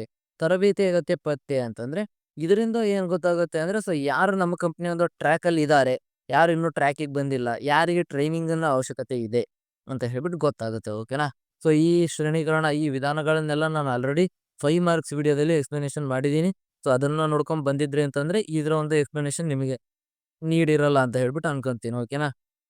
ಸೊ ನೆಕ್ಸ್ಟ್ ಥರ್ಡ್ ಕ್ವೆಷನ್ನಿಗೆ ಬರೋಣ. ಸೊ ಥರ್ಡ್ ಕ್ವೆಷನ್ ಇದು ಬಂದ್ಬಿಟ್ಟು ಹೇಳ್ಬೇಕಂತಂದ್ರೆ 2 ಟೈಮ್ಸ್ ರಿಪೀಟ್ ಆಗಿರುವಂಥ ಕ್ವೆಷನ್ ಇದು. ಸೊ ಹಿಂದಿನ 5 ಇಯರ್ಸಲ್ಲಿ 2 ಟೈಮ್ಸ್ ಇದು 15 ಮಾರ್ಕ್ಸ್‌ಗೆ ಬಂದಿದೆ. ಸೊ ನೆಕ್ಸ್ಟ್ ವೇತನ ಪಾವತಿಯ ವಿಧಾನಗಳು. ಹೌದಾ? So methods of wage payment. ಇದನ್ನ ನಾರ್ಮಲ್ ಆಗಿ ಎಲ್ಲೂ ಕೂಡ ನೀವು ಕೇಳಿರಲ್ಲ. Methods of wages. So wages ಕೊಡ್ತಾರೆ ನಿಜ. ಮೆಥಡ್ಸ್ ಆಫ್ ವೇಜಸ್ ಪೇಮೆಂಟ್ ಅಂದ್ರೆ ವೇತನವನ್ನು ನಾವು ಯಾವ ಯಾವ ರೀತಿ ಪಾವತಿ ಮಾಡ್ತೀವಿ. ಅಂದ್ರೆ ಫಾರ್ ಎಕ್ಸಾಂಪಲ್ ಒಬ್ಬ ಲೇಬರ್ ಇದಾನೆ, ಒಬ್ಬ ಎಂಪ್ಲಾಯ್ ಇದಾನೆ ಅಂತಂದ್ರೆ ಇವರಿಗೆ ನಾವು ಯಾವುದರ ಬೇಸ್ ಮೇಲೆ ಕೊಡ್ತೀವಿ. ಹೌದಾ? ನಾವು ಸಂಬಳ ಕೊಡ್ತೀವಿ, ಕೂಲಿ ಕೊಡ್ತೀವಿ. ಸೊ ಅದು ಮುಖ್ಯ ಅಲ್ಲ. ಹೌದಾ? ನಾವು ದುಡ್ಡಲ್ಲಿ ಕೊಡ್ತೀವಿ, ಅಕೌಂಟಿಗೆ ಹಾಕ್ತೀವಿ, ಫೋನ್ ಪೇ ಮಾಡ್ತೀವಿ. ಇದಲ್ಲ ಅಲ್ಲಿ ಬೇಕಾಗಿರೋದು. ಮೆಥಡ್ಸ್ ಅಂದ್ರೆ ಸೊ ಯಾವುದರ ಬೇಸ್ ಮೇಲೆ ಕೊಡ್ತೀವಿ, ಯಾವುದನ್ನ ಆಧಾರವಾಗಿ ಇಟ್ಕೊಂಡು ಕೊಡ್ತೀವಿ ಅನ್ನೋಂಥದ್ದು ಮುಖ್ಯ. ಇಲ್ಲಿ ನೋಡಿ, ಮೊದಲನೇದಾಗಿ ಇಂಟ್ರೊಡಕ್ಷನ್ ಪರಿಚಯ. ಉದ್ಯೋಗಿಗಳಿಗೆ ಕೆಲಸಕ್ಕೆ ಪ್ರತಿಯಾಗಿ ನೀಡುವ ಸಂಭಾವನೆಯನ್ನು ವೇತನ ಎಂದು ಕರೀತಾರೆ. ಅವ್ರು ಮಾಡಿರುವಂತ ಕೆಲಸಕ್ಕೆ ತಕ್ಕಂಗೆ ಕೊಡುವಂತಹ ಒಂದು ಏನದು ಸಂಭಾವನೆಯನ್ನು ವೇತನ ಅಂತ ಕರಿತೀವಿ. ಸೊ ಅದನ್ನ ಯಾವುದರ ಮುಖಾಂತರ ಕರಿತೀವಿ ಅಂದ್ರೆ ಕಾಲ ದರ ಪದ್ಧತಿ ಮೊದಲನೇದು. ಎರಡನೇದು ಬಂದ್ಬಿಟ್ಟು ಯಾವುದು ತುಂಡು ದರ ಪದ್ಧತಿ ಅಂತ ಹೇಳ್ತಾರೆ. ಹೌದಾ? ಸೊ ಕಾಲ ದರ ಪದ್ಧತಿ ಅಂತಂದ್ರೆ ಸೊ ಸಮಯದ ಆಧಾರದ ಮೇಲೆ ವೇತನವನ್ನು ನೀಡುವಂತದ್ದು. ಸಮಯದ ಆಧಾರದ ಮೇಲೆ ವೇತನ ಅಂದ್ರೆ ಸೊ ಗಂಟೆ, ದಿನ ಅಥವಾ ತಿಂಗಳು. ಈಗ ಪ್ರೆಸೆಂಟ್ಲಿ ನಡೀತಾ ಇರೋದು ಪ್ರತಿಯೊಂದು ಕಂಪನಿಯಲ್ಲೂ ಕೂಡ ಕಾಲದರ ಪದ್ಧತಿ. ಅಂದ್ರೆ ಕಾಲದರ ಪದ್ಧತಿ ಅಂತಂದ್ರೆ ಅವ್ರು ಎಷ್ಟು ಕೆಲಸ ಮಾಡಿರ್ತಾರೆ ಅಷ್ಟು ಕೊಡೋದು. ಅಂದ್ರೆ ಎಷ್ಟು ದಿನ ಮಾಡಿರ್ತಾರೆ ಒಂದು ತಿಂಗಳಲ್ಲಿ 15 ಡೇಸ್ ಕೆಲಸ ಮಾಡಿ 15 ಡೇಸ್ ಲೀವ್ ಹಾಕಿದ್ರು ಅಂದ್ರೆ ಆ 15 ಡೇಸ್ ಕೊಡುವಂಥದ್ದು. ಹೌದಾ? ಇನ್ 15 ಡೇಸ್ ಬಿಡುವಂಥದ್ದು ಏನಕ್ಕಪ್ಪ ಅಂದ್ರೆ ಕೆಲಸ ಮಾಡಿಲ್ಲ. ಇದಕ್ಕೇನಂತಾರೆ ಕಾಲದರ ಪದ್ಧತಿ ಅಂತ ಹೇಳ್ತಾರೆ. ಅದರ ಪ್ರಯೋಜನಗಳೇನಪ್ಪಾ? ಸೊ ಒಂದು ಆದಾಯ ಅನ್ನುವಂಥದ್ದು ಏನಾಗಿರುತ್ತೆ ಸ್ಥಿರವಾಗಿರುತ್ತೆ. ಹೌದಾ? ಕಾಲದರ ಪದ್ಧತಿ ಅಂತಂದ್ರೆ ಫಾರ್ ಎಕ್ಸಾಂಪಲ್ ನೀನೀಗ ಈ 1 ತಿಂಗಳು ಕೆಲಸ ಮಾಡಿದ್ರೆ ನಿನಗೆ 1 ತಿಂಗಳಿಗೆ ತಕ್ಕಂತೆ ಸಂಬಳ ಕೊಡ್ತೀವಿ ನಾವು. ಹೌದಾ? ಈ ರೀತಿ ಹೇಳೋದಕ್ಕೆ ಏನಾಗುತ್ತೆ ಒಂದು ಆದಾಯ ಸ್ಥಿರತೆ ಕಾಣುತ್ತೆ ಉದ್ಯೋಗಿಗಳಿಗೆ ಅಂತ ಹೇಳ್ತಾರೆ. ಸೊ ಗುಣಮಟ್ಟಕ್ಕೆ ಒತ್ತು. ಇದರಲ್ಲಿ ಏನಾಗುತ್ತೆ ಅಂದ್ರೆ ಸೊ ಕಾಲದರ ಪದ್ಧತಿಯಲ್ಲಿ ನಾವು ಯಾವುದಕ್ಕೆ ಒತ್ತು ಕೊಡ್ತೀವಿ ಅಂತಂದ್ರೆ ಗುಣಮಟ್ಟಕ್ಕೆ. ಅವ್ರು ಮಾಡುವಂತ ಕೆಲಸಕ್ಕೆ ಒತ್ತು ಕೊಡ್ತೀವಿ. ಅಂದ್ರೆ ನೀವು ಎಷ್ಟು ದಿನ ಮಾಡಿದೀರಾ, ಎಷ್ಟು ಚೆನ್ನಾಗಿ ಮಾಡಿದೀರಾ ಅನ್ನೋದಕ್ಕೂ ಕೊಡ್ತೀವಿ. ಆದ್ರೆ ಅನುಕೂಲಗಳೇನಪ್ಪಾ ಅಂದ್ರೆ ಉತ್ಪಾದನೆ ಕಡಿಮೆ ಆಗಬಹುದು. ಹೌದಾ? ಏನಕ್ಕೆ ಉತ್ಪಾದನೆ ಕಡಿಮೆ ಆಗುತ್ತೆ ಯೋಚನೆ ಮಾಡಿ ನೋಡೋಣ. ಏನಕ್ಕೆ ಉತ್ಪಾದನೆ ಕಡಿಮೆ ಆಗುತ್ತೆ ಇದರಿಂತ್ರ ಅಂತಂದ್ರೆ ಸೊ ನೀವು ಈ 1 ತಿಂಗಳು ಕೆಲಸ ಮಾಡ್ತೀರ ನಿಜ. ಹೌದಾ? 1 ತಿಂಗಳಲ್ಲಿ ನಿಮಗೆ ಇಷ್ಟೇ ಮಾಡ್ಬೇಕಂತ ಟಾರ್ಗೆಟ್ ಇರಲ್ಲ ಅಲ್ಲಿ. ಹೌದಾ? ನೀವು ಎಷ್ಟು ಬೇಕಾದ್ರೂ ಮಾಡ್ಬೋದು. ನಿಮಗೆ ಇಷ್ಟೇ ಮಾಡಿ ನೀವು ಇಷ್ಟೇ ಪ್ರೊಡಕ್ಷನ್ ಮಾಡಬೇಕು, ಇಷ್ಟೇ ಸೇಲ್ಸ್ ತರಬೇಕು ಈ ರೀತಿ ಇರೋದಿಲ್ಲ ಅಲ್ಲಿ. ಹೌದಾ? ಹಾಗಾಗಿ ನೀವು 1 ತಿಂಗಳು ಒಟ್ಟು ಕೆಲಸ ಮಾಡಿದ್ರೆ ಸಾಕು ಅನ್ನೋದರ ಇರೋ ಟೈಮಲ್ಲಿ ಉತ್ಪಾದನೆ ಕಡಿಮೆ ಆಗುತ್ತೆ. ಎಂಪ್ಲಾಯೀಸ್‌ಗಳಲ್ಲಿ ಸೋಮಾರಿತನ ಅನ್ನುವಂಥದ್ದು ಹೆಚ್ಚಾಗುತ್ತೆ ಅಂತ ಹೇಳ್ಬೋದು. ಓಕೆನಾ? ಸೊ ಇದಾಯ್ತು. ತುಂಡು ದರ ಪದ್ಧತಿ ಅಂತ ನೋಡೋಣ. ತುಂಡು ದರ ಪದ್ಧತಿ ಅಂದ್ರೆ ಏನು? ಉತ್ಪಾದಿಸಿದ ಘಟಕಗಳಿಗೆ ವೇತನ ಅಂತ ಹೇಳ್ತಾರೆ. ಸೊ ಇದು ನಾರ್ಮಲ್ ಆಗಿ ಎಲ್ಲಿ ನಡೆಯುತ್ತೆ ಅಂದ್ರೆ ಫ್ಯಾಕ್ಟರಿಗಳಲ್ಲಿ ನಡೆಯುವಂಥದ್ದು. ಹೌದಾ? ಒಂದು ದಿನಕ್ಕೆ ನೀನು 10 ಯೂನಿಟ್‌ನ ಮಾಡಿದೀಯ ಅಂತಂದ್ರೆ, ಒಂದು ಯೂನಿಟ್‌ನ ಬೆಲೆ ಎಷ್ಟಿರುತ್ತೆ? ₹100 ಇತ್ತು ಅಂದ್ರೆ ನಿನಗೆ ಎಷ್ಟು ಕೊಡ್ತೀವಿ ನಾವು ಅಂದ್ರೆ, ಒಂದು ದಿನಕ್ಕೆ ₹1000 ಕೊಡ್ತೀವಿ. ಹೌದಾ? ಅದೇ ನೀನು ಒಂದು ದಿನಕ್ಕೆ 9 ಮಾಡಿದೆ ಅಂತಂದ್ರೆ ₹900 ಕೊಡ್ತೀವಿ. ಅದೇ 8 ಮಾಡಿದೆ ಅಂತಂದ್ರೆ ₹800 ಕೊಡ್ತೀವಿ. ಹೌದಾ? ಇದು ಹೇಗಿರುತ್ತೆ? ಇದರಿಂತ್ರ ಏನಾಗುತ್ತೆ ಅಂದ್ರೆ, ಒಂದು ದಿನಕ್ಕೆ 10 ಮಾಡುವಂತವ್ನು ಏನ್ ಮಾಡ್ತಾನೆ? ಸೊ ಅವನೊಂದಿಷ್ಟು ಶ್ರಮವನ್ನ ಮೀರಿ ಅವನೇನ್ ಮಾಡ್ತಾನೆ? 11 ಕೂಡ ಮಾಡ್ಬೋದು. ಅದರಿಂತ್ರ ನಮ್ಮ ಕಂಪನಿಗೆ ಉತ್ಪಾದನೆ ಹೆಚ್ಚಾಗುತ್ತಾ? ನಮಗೆ ಲಾಭನೂ ಬರುತ್ತಾ? ಹೌದಾ? ಇಲ್ಲಿ ನೋಡಿ ಇದರ ಪ್ರಯೋಜನಗಳೇನಪ್ಪಾ ಅಂದ್ರೆ, ಉತ್ಪಾದನೆ ಹೆಚ್ಚಾಗುತ್ತೆ. ಸೊ ಹೆಚ್ಚು ಕೆಲಸ ಎಷ್ಟು ಕೆಲಸ ಮಾಡ್ತಾರೋ ಅಷ್ಟು ವೇತನ ಕೊಡೋದು. ಸೊ ಇಲ್ಲಿ ಹಾಗಾಗಲ್ಲ. ಹೌದಾ? ಕಾಲದರ ಪದ್ಧತಿಯಲ್ಲಿ ಹಾಗಾಗಲ್ಲ. ಒಂದು ತಿಂಗಳಿಗೆ ನೀನು ಇಷ್ಟೇ ಕೆಲಸ ಮಾಡ್ಬೇಕು ಅಂತ ಇರೋದಿಲ್ಲ. ನಿನಗೇನ್ ಹೇಳಿರ್ತಾರೆ ಅದನ್ನಷ್ಟು ಮಾಡಿದ್ರೆ ಸಾಕು ನಿನಗೆ ಸಂಬಳ ಕೊಡ್ತಾರೆ. ಹೌದಾ? ಬಟ್ ಇದ್ರಲ್ಲಿ ಹಾಗೆ ಆ ರೀತಿ ಇರಲ್ಲ. ನೀನು ಎಷ್ಟು ಹೆಚ್ಚು ಕೆಲಸ ಮಾಡಿದಷ್ಟು ನಿನಗೆ ಹೆಚ್ಚು ವೇತನಗಳು ಬರುವಂತದ್ದು. ಇದರಿಂದ ಅನುಕೂಲಗಳೇನು? ಹೌದಾ? ಅನುಕೂಲಗಳಿರ್ಬೋದು. ಗುಣಮಟ್ಟ ಕಡಿಮೆ ಆಗಬಹುದು. ಇಲ್ಲಿ 10 ಮಾಡೋನು ಒಂದು ದಿನಕ್ಕೆ 11 ಮಾಡ್ತಾನೆ ಅಂದ್ರೆ ತುಂಬಾ ಕೆಲಸಾನ ಫಾಸ್ಟ್ ಮಾಡೋದಕ್ಕೋಸ್ಕರ ಮಾಡೋದಕ್ಕೋಗಿ ಏನಾದ್ರೂ ಒಂದು ಎಡವಟ್ಟು ಮಾಡಿರ್ತಾನ. ಆ ರೀತಿ ಗುಣಮಟ್ಟ ಕಡಿಮೆ ಆಗುತ್ತೆ. ಆದಾಯ ಸ್ಥಿರವಾಗಿರೋದಿಲ್ಲ. ಕಂಪನಿಗೆ ಒಂದು ಐಡಿಯಾ ಇರೋದಿಲ್ಲ. ಸೊ ನಾವು ಒಬ್ಬೊಬ್ರಿಗೂ ಎಷ್ಟು ಸ್ಯಾಲರಿ ಕೊಡ್ತಾ ಇದೀವಿ ಒಂದು ತಿಂಗಳಿಗೆ ಅಂತ ಹೇಳ್ಬಿಟ್ಟು. ಏನಕ್ಕಪ್ಪ ಅಂದ್ರೆ ಒಬ್ಬ ಎಂಪ್ಲಾಯಿ ಒಂದು ದಿನ 10 ಮಾಡಿದ. ಮಾರನೇ ದಿನ 15 ಮಾಡಿದ. ಹೌದಾ?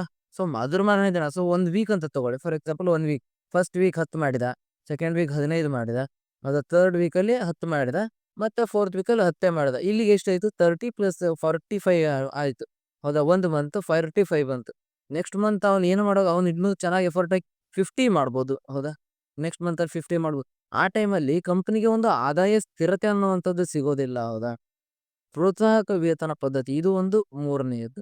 ಪ್ರೋತ್ಸಾಹಕ ವೇತನ ಪದ್ಧತಿ ಅಂತ ಅಂದ್ರೆ ಸೊ ಇವೆರಡೂ ಕೂಡ ಪದ್ಧತಿಗಳು ಅಂದ್ರೆ ಅವ್ರು ಮಾಡಿರುವಂತ ಕೆಲಸದ ಮೇಲೆ ಆಗಿರ್ಬೋದು, ಎಷ್ಟು ಸಮಯದ ಮೇಲೆ ಆಗಿರ್ಬೋದು ಕೊಡುವಂಥದ್ದು. ಬಟ್ ಇದು ಆಗಲ್ಲ. ಉತ್ತಮ ಕೆಲಸವನ್ನು ತಾವು ಮಾಡೋ ಕೆಲಸದಲ್ಲಿ ಉತ್ತಮಕತೆಯನ್ನು ಯಾರು ತೋರಿಸ್ಕೊಳ್ತಾರಲ್ವಾ ಅವರಿಗೆ ಮಾತ್ರ ಹೆಚ್ಚುವರಿ ಬಹುಮಾನ. ಸಂಬಳ ಬೇರೆ. ಸಂಬಳವನ್ನು ಬಿಟ್ಟು ಕೊಡುವಂಥದ್ದು ಏನಂತಾರೆ ಪ್ರೋತ್ಸಾಹಕ ವೇತನ ಪದ್ಧತಿ ಅಂತ ಹೇಳ್ಬಿಟ್ಟು ಕರೀತಾರೆ. ಓಕೆನಾ? So next question. Fourth question ನೋಡೋಣ. ಟೋಟಲ್ 10 ಕ್ವೆಶ್ಚನ್ಸ್ ಇದಾವೆ ಅಂತ ಹೇಳಿದೆ. ನಾನು ಏನಕ್ಕಪ್ಪ ಸ್ಮಾಲ್ ಆನ್ಸರ್ಸ್‌ನ ತಗೊಂಡಿದ್ದೀನಿ ಅಂತಂದ್ರೆ, ಇವೆಲ್ಲಾ ಕ್ವೆಶ್ಚನ್ಸ್‌ಗಳು ಕೂಡ ಇದರಲ್ಲಿ ಒಂದು 5 ಕ್ವೆಶ್ಚನ್ಸ್ 5 ಮಾರ್ಕ್ಸ್ ಅಲ್ಲಿ ಡಿಸೈಡ್ ಆಗಿದೆ. ಆಲ್ರೆಡಿ ಡಿಸ್ಕಷನ್ ಆಗಿದಾವೆ. ಅಲ್ಲಿ ಕೂಡ ನೋಡಿರ್ತೀರಾ. ಸೊ ಇಲ್ಲಿ ಕೂಡ ಅದನ್ನೇ ನಾನು ಜಾಸ್ತಿ ಹೇಳ್ಕೊಂತ ಹೋದ್ರೆ ಆಗೋದಿಲ್ಲ ಅಂತ ಹೇಳೋ ಕಾರಣಕ್ಕೋಸ್ಕರ ನಾನು ಇಷ್ಟು ಸಿಂಪಲ್ ಆಗಿ ಹೋಗ್ತಾ ಇದ್ದೀನಿ. ಬಟ್ ನಾನು ಈ ವಿಡಿಯೋ ಮಾಡಿರೋ ಕಾರಣ ಏನಪ್ಪಾ ಅಂದ್ರೆ, ಯಾವ ಕ್ವೆಶ್ಚನ್ಸ್ ಬರ್ತವೆ ಅನ್ನುವಂಥದ್ದು ಗೊತ್ತಾಗುತ್ತೆ ಒಂದು. ಆಮೇಲೆ ಯಾವ ರೀತಿ ಆನ್ಸರ್ ಬರಿಬೇಕು ಅಂತ ಹೇಳ್ಕೊಟ್ನಲ್ವಾ ಸೊ 5 ಮಾರ್ಕ್ಸ್‌ಗೆ. ಇದು 15 ಮಾರ್ಕ್ಸ್‌ಗೆ ಎಷ್ಟು ಪೇಜಸ್ ಕವರ್ ಆಗ್ಬೇಕು, ಯಾವ ರೀತಿ ವ್ಯಾಲ್ಯೂಯೇಷನ್ ನಡೆಯುತ್ತೆ ಅಂತ ಹೇಳ್ಬಿಟ್ಟು ಹೇಳಿದ್ನಲ್ವಾ. ಸೊ ಅದು ಗೊತ್ತಾಗ್ಲಿ ಅನ್ನೋ ಒಂದು ಕಾರಣಕ್ಕೋಸ್ಕರ ಈ 10 ಕ್ವೆಶ್ಚನ್ಸ್‌ಗಳನ್ನ ಇಟ್ಕೊಂಡು ಬಂದಿರುವಂಥದ್ದು. ಹೌದಾ? ಸೊ ಮೊದಲು 4ನೇ ಕ್ವೆಶ್ಚನ್ ನೋಡೋಣ. ಮಾನವ ಸಂಪನ್ಮೂಲ ಯೋಜನೆಯ ಮಹತ್ವ. ತುಂಬಾ ಇಂಪಾರ್ಟೆಂಟ್ ಆದ ಕ್ವೆಶ್ಚನ್. ಇದು ಕೂಡ 2 ಟೈಮ್ಸ್ ರಿಪೀಟ್ ಆಗಿದೆ. ಸೊ ಬ್ಯಾಕ್ 5 ಇಯರ್ಸ್ ಅಲ್ಲಿ. ಹೌದಾ? So importance of human resource planning. ಏನಪ್ಪಾ ಹ್ಯೂಮನ್ ರಿಸೋರ್ಸ್ ಪ್ಲಾನಿಂಗ್ ಅಂದ್ರೆ ಮಾನವ ಸಂಪನ್ಮೂಲ ಯೋಜನೆ. ಅದು ಯೋಜನೆ ಅಂದ್ರೆ ನಮ್ಮ ಅಲ್ಲಿ ಒಂದಿಷ್ಟು ಎಂಪ್ಲಾಯೀಸ್‌ಗಳು ಇದ್ದಾರೆ ಅಂತ ಅಂದಾಗ, ನಾವು ಅವರ ಬಗ್ಗೆ ಮುಂಚಿತವಾಗಿ ಏನ್ನ ಯೋಜನೆ ಮಾಡ್ತೀವಿ. ಸೊ ನಾವ್ ಇವ್ರಿಗೆ ಈ ಜಾಬ್ ಕೊಡ್ಬೇಕು. ಇವರಿಂದ ನಾವ್ ಇಷ್ಟು ಕೆಲಸ ತಗೋಬೇಕು. ಈ ಕೆಲಸಗಳನ್ನೇ ತಗೋಬೇಕು ಅಂತ ಹೇಳೋದನ್ನ ಏನ್ ಮುಂಚೆನೆ ಡಿಸೈಡ್ ಮಾಡ್ತೀವಲ್ಲ, ಅದಕ್ಕೆ ಏನಂತ ಕರೀತಾರೆ? ಹ್ಯೂಮನ್ ರಿಸೋರ್ಸ್ ಮ್ಯಾನೇಜ್ಮೆಂಟ್ ಪ್ಲಾನಿಂಗ್ ಅಂತ ಹೇಳ್ಬಿಟ್ಟು ಕರೀತಾರೆ. ಹೌದಾ? Human resource management planning. So ಮೊದಲನೇದಾಗಿ ಇಂಟ್ರೊಡಕ್ಷನ್ ಯಾವ ರೀತಿ ಬರಿಬೇಕಪ್ಪ ಅಂತಂದ್ರೆ, ಮಾನವ ಸಂಪನ್ಮೂಲ ಯೋಜನೆ ಎಂದರೆ ಸಂಸ್ಥೆಗೆ ಅಗತ್ಯವಿರುವ ಉದ್ಯೋಗಿಗಳ ಬಗ್ಗೆ ಮುಂಚಿತವಾಗಿ ಯೋಜನೆಯನ್ನು ರೂಪಿಸುವುದು. ಅದು ಸಂಸ್ಥೆಯಲ್ಲಿ ಎಷ್ಟು ಜನ ಉದ್ಯೋಗಿಗಳಿದ್ದಾರೆ, ಅವರ ಬಗ್ಗೆ ಮುಂಚಿತವಾಗಿ ಗುರುತಿಸುವುದು. ಸೊ ನಾವ್ ಇವರಿಗೆ ಯಾವ ಕೆಲಸ ಕೊಡಬೇಕು, ಇವರಿಂದ ನಾವ್ ಎಷ್ಟು ಕೆಲಸ ತಗೋಬೇಕು, ಇವರನ್ನ ಯಾವ ಕೆಲಸಕ್ಕೆ ನಾವು ನೇಮಕ ಮಾಡಬೇಕು, ಈ ರೀತಿಯಾದಂತ ಮುಂಚಿತವಾಗಿ ಯೋಚನೆಯನ್ನು ರೂಪಿಸುವುದಕ್ಕೆ ಏನಂತ ಕರೀತಾರೆ? ಮಾನವ ಸಂಪನ್ಮೂಲ ಯೋಜನೆಯ ಮಹತ್ವ ಅಂತ ಯೋಜನೆ ಅಂತ ಹೇಳ್ತಾರೆ.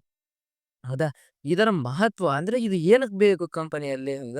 ಸೊ ನಾವ್ ಏನಕ್ಕೆ ಮುಂಚಿತವಾಗಿ ಉದ್ಯೋಗಿಗಳ ಬಗ್ಗೆ ಯೋಜನೆ ಮಾಡ್ಬೇಕು? ಯಾಕೆ ಯೋಜನೆ ನಮ್ಮ ಉದ್ಯೋಗಿಗಳ ಬಗ್ಗೆ ಪ್ಲಾನ್ ಮಾಡ್ಬೇಕು ಮುಂಚೆನೆ? ಅದರಿಂತ್ರ ನಮಗೆ ಏನ್ ಸಿಗುತ್ತೆ? ಹೌದಾ? ಇಂಪಾರ್ಟೆನ್ಸ್ ಅಂದ್ರೆ ಮಹತ್ವ ಅಂದ್ರೆ ನಮಗೆ ಏನ್ ಸಿಗುತ್ತೆ?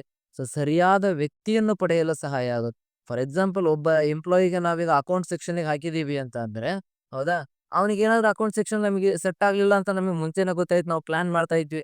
ಓಹ್! ಹೌದು ಅವನಿಗೆ ಅಕೌಂಟಿಂಗ್ ನಾಲೆಡ್ಜ್ ಇಲ್ಲ. ಸೊ ಅವ್ನ ಅಕೌಂಟ್ ಡಿಪಾರ್ಟ್ಮೆಂಟಿಗೆ ಹಾಕಲ್ಲ. ಹೌದಾ? ಬಟ್ ಯಾರಿಗೆ ಅಕೌಂಟಿಂಗ್ ನಾಲೆಡ್ಜ್ ಇದೆ, ಚೆನ್ನಾಗಿದೆ, ಎಕ್ಸ್‌ಪೀರಿಯನ್ಸ್ ಇದೆ ಅವ್ರನ್ನ ತಗೊಂಬಂದು ಅಕೌಂಟಿಂಗ್ ಗ್ರೂಪ್‌ಗೆ ಹಾಕ್ತಿವ.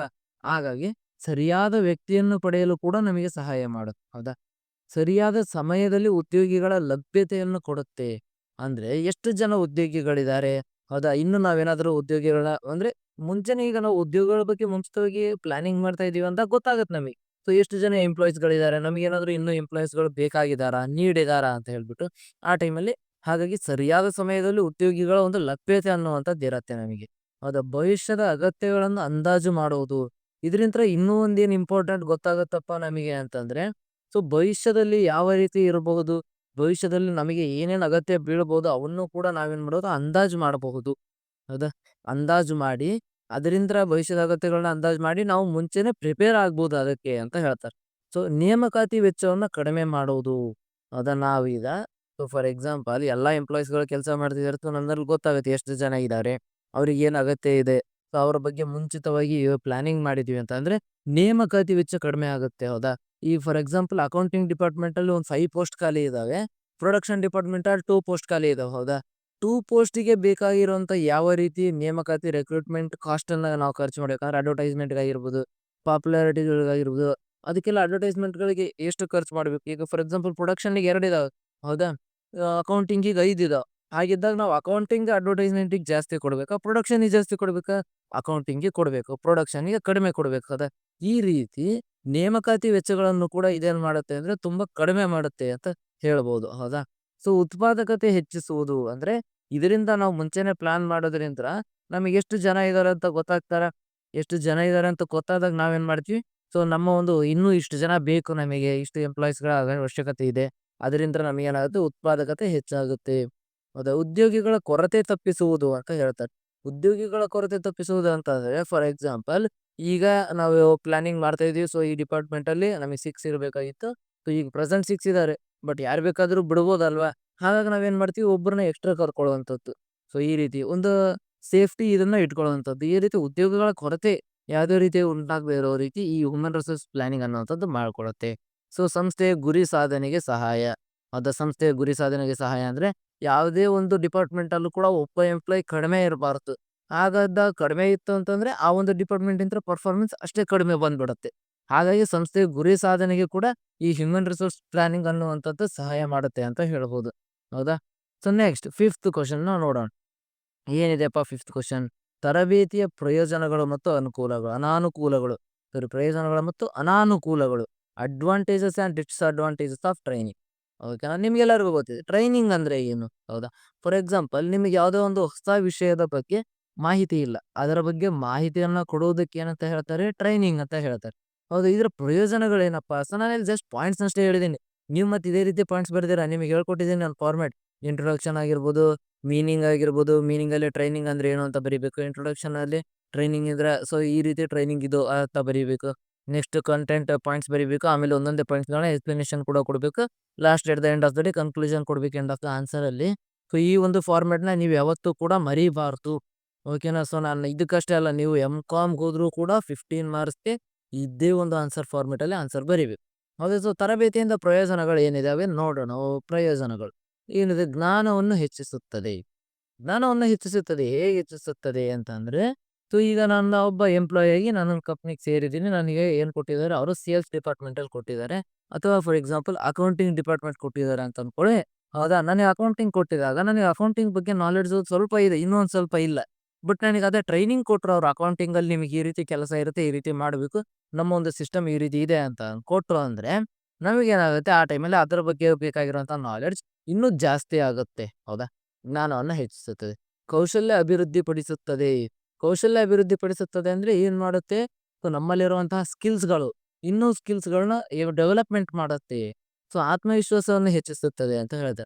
ಆತ್ಮವಿಶ್ವಾಸವನ್ನು ಅಂದ್ರೆ ನಮ್ಮಲ್ಲಿರುವಂಥ ಒಂದು ಸೆಲ್ಫ್ ಕಾನ್ಫಿಡೆನ್ಸ್ ಅನ್ನ, ಹೊಸದಾಗಿ ನೀವು ಕೆಲ್ಸಕ್ಕೆ ಬಂದಿದ್ದೀರಾ, ಹೆದರುವಂತ ಅವಶ್ಯಕತೆ ಇಲ್ಲ.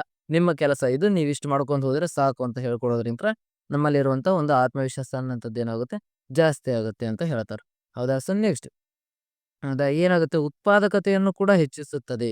ಅಂದ್ರೆ ಈಗ ಫಾರ್ ಎಕ್ಸಾಂಪಲ್ ಹೊಸದಾಗಿ ಬಂದಿರುವಂತ ಕಂಪನಿ ಎಂಪ್ಲಾಯೀಸ್‌ಗಳಿಗೆ ನಾವು ಡೈರೆಕ್ಟಾಗಿ ಕೆಲ್ಸಕ್ಕೆ ಕರ್ಕೊಂಡೋಗಿ ನಿಲ್ಸೋದಕ್ಕಿಂತ ಟ್ರೈನಿಂಗ್ ಕೊಟ್ರೆ ಏನ್ ಮಾಡ್ತಾರೆ ಅವರು? ಯಾವುದೇ ರೀತಿಯಾದಂತ ತಪ್ಪುಗಳನ್ನ ಮಾಡೋದಿಲ್ಲ. ಕೆಳಗಡೆ ಪಾಯಿಂಟಲ್ಲಿ ಕೊಟ್ಟಿದ್ದಾರೆ. ತಪ್ಪುಗಳನ್ನ ಕಡಿಮೆ ಮಾಡುತ್ತದೆ. ಏನಕ್ಕೆ ತಪ್ಪುಗಳನ್ನ ಕಡಿಮೆ ಮಾಡುತ್ತದೆ ಅಂದ್ರೆ, ಅವ್ರಿಗೆ ನಾವು ಮುಂಚೆನೆ ಟ್ರೈನಿಂಗ್ ಕೊಟ್ಟು ತಿಳಿಸಿಬಿಟ್ಟಿದೀವಿ. ನಿಮ್ಮ ಕೆಲಸ ಇದು, ನೀವು ಇಷ್ಟು ಈ ರೀತಿ ಮಾಡಿ ಅಂತ ಹೇಳ್ಬಿಟ್ಟು. ಹಾಗಾಗಿ ನಮ್ಮಲ್ಲಿ ಏನ್ ಮಾಡ್ತಾರೆ? ತಪ್ಪುಗಳನ್ನ ಕಡಿಮೆ ಮಾಡ್ತಾರೆ. ಹೌದಾ? ಸೊ ಪದೋನ್ನತಿ ಅವಕಾಶ ಹೆಚ್ಚಿಸುತ್ತದೆ. ಪದೋನ್ನತಿ ಅವಕಾಶ ಹೆಚ್ಚಿಸುತ್ತದೆ ಅಂತಂದ್ರೆ ಪ್ರಮೋಷನ್ನಿಗೋಸ್ಕರ. ಸೊ ಟ್ರೈನಿಂಗ್ ಕೊಡೋದ್ರಿಂತ ಪ್ರಮೋಷನ್ ಕೊಡೋದಕ್ಕೂ ಕೂಡ ಹೆಲ್ಪ್ ಆಗುತ್ತೆ. ಏನಕ್ಕಪ್ಪಾ ಅಂದ್ರೆ, ಟ್ರೈನಿಂಗ್ ತಿಳ್ಕೊಳ್ಳುವಾಗ ಅವರ ಒಂದು ಪರ್ಫಾರ್ಮೆನ್ಸ್ ಯಾವ ರೀತಿ ಇತ್ತು, ತಿಳ್ಕೊಂಡಾದ್ಮೇಲೆ ಅವರ ಒಂದು ಪರ್ಫಾರ್ಮೆನ್ಸ್ ಯಾವ ರೀತಿ ಇದೆ ಅಂತ ಗೊತ್ತಾದಾಗ, ಸೊ ಇವ್ರನ್ನ ಆರಾಮಾಗಿ ನಾವು ಪ್ರಮೋಷನ್ ಕೊಡ್ಬೋದು. ಇವ್ರನ್ನ ಇನ್ನೂ ಒಂದು ಹೆಚ್ಚಿನ ಪೋಸ್ಟ್‌ಗೆ ನಾವು ಇವ್ರನ್ನ ಕಳಿಸ್ಬೋದು. ಪ್ರಮೋಷನ್ ಟ್ರಾನ್ಸ್‌ಫರ್ ಮಾಡ್ಬೋದು. ಪ್ರಮೋಷನ್ ಕೊಡ್ಬೋದು ಅನ್ನೋ ಒಂದು ಅಪಾರ್ಚುನಿಟಿಗಳು ಏನಾಗ್ತದೆ? ಜಾಸ್ತಿ ಆಗ್ತವೆ. ಹೌದಾ? ಸೊ ನೆಕ್ಸ್ಟ್ ಇದರಿಂದ ಆಗುವಂತ ಅನಾನುಕೂಲಗಳೇನು? ಹೌದಾ? ತುಂಬಾ ಅನಾನುಕೂಲ. ಸೊ ಯಾವುದೇ ಒಂದು ವಿಷಯ ತಗೊಳ್ಳಿ. ಹೌದಾ? If in case take any matter, ಯಾವ್ದಾದ್ರು ಒಂದು ಮ್ಯಾಟರ್ ತಗೊಳ್ಳಿ, ಏನಾಗುತ್ತೆ ಅಂದ್ರೆ, ಸೊ ಅದರಲ್ಲಿ ಒಂದು ಅನುಕೂಲನೂ ಇರುತ್ತೆ, ಅನಾನುಕೂಲನ. ಅಡ್ವಾಂಟೇಜಸ್ ಕೂಡ ಇರ್ತವೆ, ಡಿಸ್ಅಡ್ವಾಂಟೇಜಸ್ ಕೂಡ ಇರ್ತವೆ. ಹೌದಾ? ಸೊ ಅನಾನುಕೂಲಗಳೇನಪ್ಪಾ? ಅನುಕೂಲಗಳನ್ನ ಎಷ್ಟೊಂದು ನೋಡಿದ್ವಿ. ಅನಾನುಕೂಲಗಳನ್ನ ನೋಡೋಣ ಏನೇನಾಗುತ್ತೆ. ಸೊ ಹೆಚ್ಚಿನ ವೆಚ್ಚ. ಹೌದಾ? ಅವರಿಗೆ ರೂಮ್‌ಗೆ ಕರ್ಕೊಂಡ್ ಬರುವಂತದ್ದಾಗಿರ್ಬೋದು. ಸೊ ಅಂದ್ರೆ ರೂಮಲ್ಲಿ ಅವ್ರಿಗೆ ಬರೋದಕ್ಕೂ ಕೂಡ ಏನಾದ್ರು ಡೈಲಿ ಎಕ್ಸ್‌ಪೆನ್ಸಸ್ ಖರ್ಚು ಕೊಡುವಂತದ್ದು. ಆಮೇಲೆ ಅವ್ರಿಗೆ ಟೀಚ್ ಮಾಡೋದಕ್ಕೋಸ್ಕರ ಒಂದು ಟೀಚಿಂಗ್ ಪ್ರೊಫೆಷನಲ್ ಕರ್ಕೊಂಬರ್ಬೇಕಲ್ವಾ? ಅವ್ರಿಗೆ ಕೊಡುವಂತದ್ದಾಗಿರ್ಬೋದು. ಆಮೇಲೆ ಅವ್ರೀಗ ಪ್ರೆಸೆಂಟ್ಲಿ ಟ್ರೈನಿಂಗ್ ತಗೊಂತಾ ಇದ್ದಾರೆ ಅಂದ್ರೆ, ಆ ಟೈಮಲ್ಲಿ ಕೂಡ ನಮ್ಮ ಕಂಪ್ನಿಯಿಂದ ಏನಾದ್ರು ಒಂದು ಸ್ಯಾಲರಿ ಆಗಿರ್ಬೋದು, ಅಥವಾ ಇಷ್ಟು ಅಂತ ಹೇಳ್ಬಿಟ್ಟು ಡೈಲಿ ಅಲವೆನ್ಸಸ್, ಟಿ.ಎ, ಡಿ.ಎ ಈ ರೀತಿ ಕೊಡ್ಬೇಕಾಗಿರುತ್ತಲ್ಲ, ಅದು ನಮ್ಗೆ ವೆಚ್ಚ ಆಗುತ್ತೆ. ಏನಕ್ಕಪ್ಪಾ ಅಂದ್ರೆ ಅವ್ರು ಇನ್ನೂ ಕಲಿತಾ ಇರ್ತಾರೆ. ನಮ್ಮ ಕಂಪ್ನಿಗೆ ಯಾವುದೇ ರೀತಿ ಕೆಲಸ ಮಾಡ್ತಾ ಇರಲ್ಲ ಅವ್ರು. ಹಾಗಾಗಿ. ಸೊ ಹೆಚ್ಚು ಸಮಯ ಬೇಕಾಗುತ್ತದೆ. ಒಬ್ಬೊಬ್ರು ಫಾಸ್ಟ್ ಲರ್ನರ್ಸ್ ಇರ್ಬೋದು, ಒಬ್ಬೊಬ್ರು ಕ್ವಿಕ್ಕಾಗಿ ಕಲಿಬೋದು, ಒಬ್ಬೊಬ್ರು ಕ್ವಿಕ್ಕಾಗಿ ಕಲಿದೇ ಇರ್ಬೋದು. ಹೌದಾ? ಇವರಿಗೆಲ್ಲ ಇನ್ನೂ ಸಮಯ ತಗೊಳುತ್ತೆ. ತರಬೇತಿ ನಂತರ ಉದ್ಯೋಗಿ ಸಂಸ್ಥೆ ಬಿಡಬಹುದು. ಸೊ ಆಗುವಂತ ಚಾನ್ಸ್ ಇದೆ. ಹೌದಾ? ಚೆನ್ನಾಗಿ ಎಲ್ಲೋ ಟ್ರೈನಿಂಗ್ ಸಿಕ್ತು, ಬಟ್ ಟ್ರೈನಿಂಗ್ ಕೊಡೋದು ಕೊಟ್ರು, ನನಗೆ ಅದಕ್ಕೆ ತಕ್ಕಂಗೆ ಸಂಬಳ ಕೊಡ್ತಿಲ್ಲ ಇವ್ರು ಅನ್ನೋ ಟೈಮಲ್ಲಿ, ಹೆಂಗು ಕೆಲಸ ತಿಳ್ಕೊಂಡಿದ್ದೀನಿ, ಇವ್ರ ಹತ್ರ ಏನ್ ಮಾಡೋದು? ಬಿಟ್ಟು ಹೋಗ್ಬೋದು ಸಂಸ್ಥೆಯನ್ನ. ಹೌದಾ? ಹಾಗಾಗಿ ಉತ್ಪಾದನಾ ಸಮಯ ಕಡಿಮೆ ಆಗಬಹುದು. ಉತ್ಪಾದನಾ ಸಮಯ ಯಾವ ರೀತಿ ಕಡಿಮೆ ಆಗುತ್ತೆ ಅಂತಂದ್ರೆ, ಟ್ರೈನಿಂಗಲ್ಲಿ ಯಾವ ರೀತಿ ಹೇಳ್ಕೊಟ್ಟಿರ್ತಾರೆ. ಆಮೇಲೆ ಟ್ರೈನಿಂಗ್ ಅವ್ರಿಗೀಗ ಕೆಲ್ಸಕ್ಕೆ ಸೇರಿಸ್ಕೊಂಡು ಒಂದು 3 ಮಂತ್ಸ್ ಬರೀ ಟ್ರೈನಿಂಗ್ ಕೊಡೋದೇ ಆಗ್ಬಿಟ್ರೆ, ಅವ್ರು ಆಮೇಲೆ ಅಷ್ಟು ಜೋಶ್ ಇರೋದಿಲ್ಲ ಕೆಲಸದಲ್ಲಿ. ಉತ್ಪಾದನಾ ಸಮಯನೂ ಕೂಡ ಕಡಿಮೆ ಆಗುತ್ತೆ ಅಂತ ಹೇಳ್ತಾರೆ. ಹೌದಾ? ಇಷ್ಟು ನಾನು ಅನಾನುಕೂಲಗಳು ಮತ್ತು ಅನುಕೂಲಗಳನ್ನು ತಿಳಿಸ್ಕೊಟ್ಟಿದ್ದೀನಿ. ನೀವು ಪಾಯಿಂಟ್ಸ್‌ಗಳನ್ನ ಇದನ್ನೇ ಯೂಸ್ ಮಾಡಿ, ಬೇಡ ಅನ್ನಲ್ಲ. ಏನಕ್ಕಪ್ಪಾ ಅಂದ್ರೆ ನಾನು ಸಿಂಪಲ್ ಸೆಂಟೆನ್ಸ್ ಯೂಸ್ ಮಾಡಿದ್ದೀನಿ. ಯಾವುದೇ ರೀತಿಯಾದಂಥ ಎ.ಐ.ಗಳಿಂದ ತಗೊಂಡಿರೋ ಪಾಯಿಂಟ್‌ಗಳಂತ್ರ ಅಲ್ಲ ಇವು. ಹೌದಾ? ಯಾವುದೇ ರೀತಿ ಎ.ಐ. ತಗೊಂಡಿರೋ ಪಾಯಿಂಟ್‌ಗಳಲ್ಲ. ಆತ್ಮವಿಶ್ವಾಸ ಇವೆಲ್ಲ ನೋಡಿ ಯಾವ ರೀತಿ ಉತ್ಪಾದಕತೆ ಹೆಚ್ಚಿಸುತ್ತದೆ. ಸಣ್ಣ ಸಣ್ಣ ಪಾಯಿಂಟ್ಸ್‌ಗಳು, ನಾನ್ ಮಾಡಿರುವಂಥ ಪಾಯಿಂಟ್ಸ್‌ಗಳು. ಓಕೆನಾ? ಈ ಪಾಯಿಂಟ್ಸ್‌ಗಳನ್ನ ತಗೊಳ್ಳಿ, ನಾನು ಬೇಡ ಅಂತ ಹೇಳಲ್ಲ. But explanation is very important. ಬರೀ ಪಾಯಿಂಟ್ಸ್ ಬರೆದು ಬಂದ್ರೆ 15 ಮಾರ್ಕ್ಸ್ ಕ್ವೆಶ್ಚನ್‌ಗೆ ಬರೀ ಪಾಯಿಂಟ್ಸ್ ಬರೆದ್ರೆ 3-5 ಮಾರ್ಕ್ಸ್ ಕೊಟ್ರೆ ನಿಮಗೆ ಹೆಚ್ಚಿಗೆ ಅನ್ಕೊಳಿ. ಹೌದಾ? ಪಾಯಿಂಟ್ಸ್‌ಗೆ 15 ಮಾರ್ಕ್ಸಲ್ಲಿ ಯಾವುದೇ ರೀತಿಯಾದಂಥ ಬೆಲೆ ಇಲ್ಲ. ಹೌದಾ? ಹಾಗಾಗಿ ಸೊ ನೋಡಿ. ಹೌದಾ? Explanation is very very important. ಓಕೆನಾ? ಸೊ ನೆಕ್ಸ್ಟ್ ಸಿಕ್ಸ್ತ್ ಕ್ವೆಷನ್ಸ್‌ನ ನೋಡೋಣ. ಏನಪ್ಪಾ ಇದೆ ಸಿಕ್ಸ್ತ್ ಕ್ವೆಷನ್‌ನಲ್ಲಿ? ನೇಮಕಾತಿ ಮತ್ತು ಆಯ್ಕೆ ಅಂದ್ರೆ ಏನದು ರಿಕ್ರೂಟ್ಮೆಂಟ್ ಅಂಡ್ ಸೆಲೆಕ್ಷನ್ ಮೇಲೆ ಪ್ರಭಾವ ಬೀರುವಂತಹ ಅಂಶಗಳು. ತುಂಬಾ ಇಂಪಾರ್ಟೆಂಟ್ ಆಗೋ ಕ್ವೆಷನ್ಸ್ ನಿಮಗೆ ಕೇಳುವಂತಹ ಇದನ್ನ ಇರುತ್ತೆ. ಹೌದಾ? ಏನು 15 ಮಾರ್ಕ್ಸ್‌ಗೆ ಇದು 2 ಟೈಮ್ಸ್ ಏನೋ ಬಂದಿದೆ ಇಲ್ಲಿವರೆಗೂ ಕೂಡ ನಾವು ನೋಡಿದಿರೋ ಕ್ವೆಷನ್ ಪೇಪರ್ಸ್ ಅಲ್ಲಿ. ತುಂಬಾ ಇಂಪಾರ್ಟೆಂಟ್ ಆದಂತ ಕ್ವೆಷನ್ ಅಂದ್ರೆ ನೇಮಕಾತಿ ಮತ್ತು ಆಯ್ಕೆ. ಫಾರ್ ಎಕ್ಸಾಂಪಲ್ ನಮ್ಮ ಕಂಪನಿಯಲ್ಲಿ ವೇಕೆನ್ಸೀಸ್ ಖಾಲಿ ಇದಾವೆ.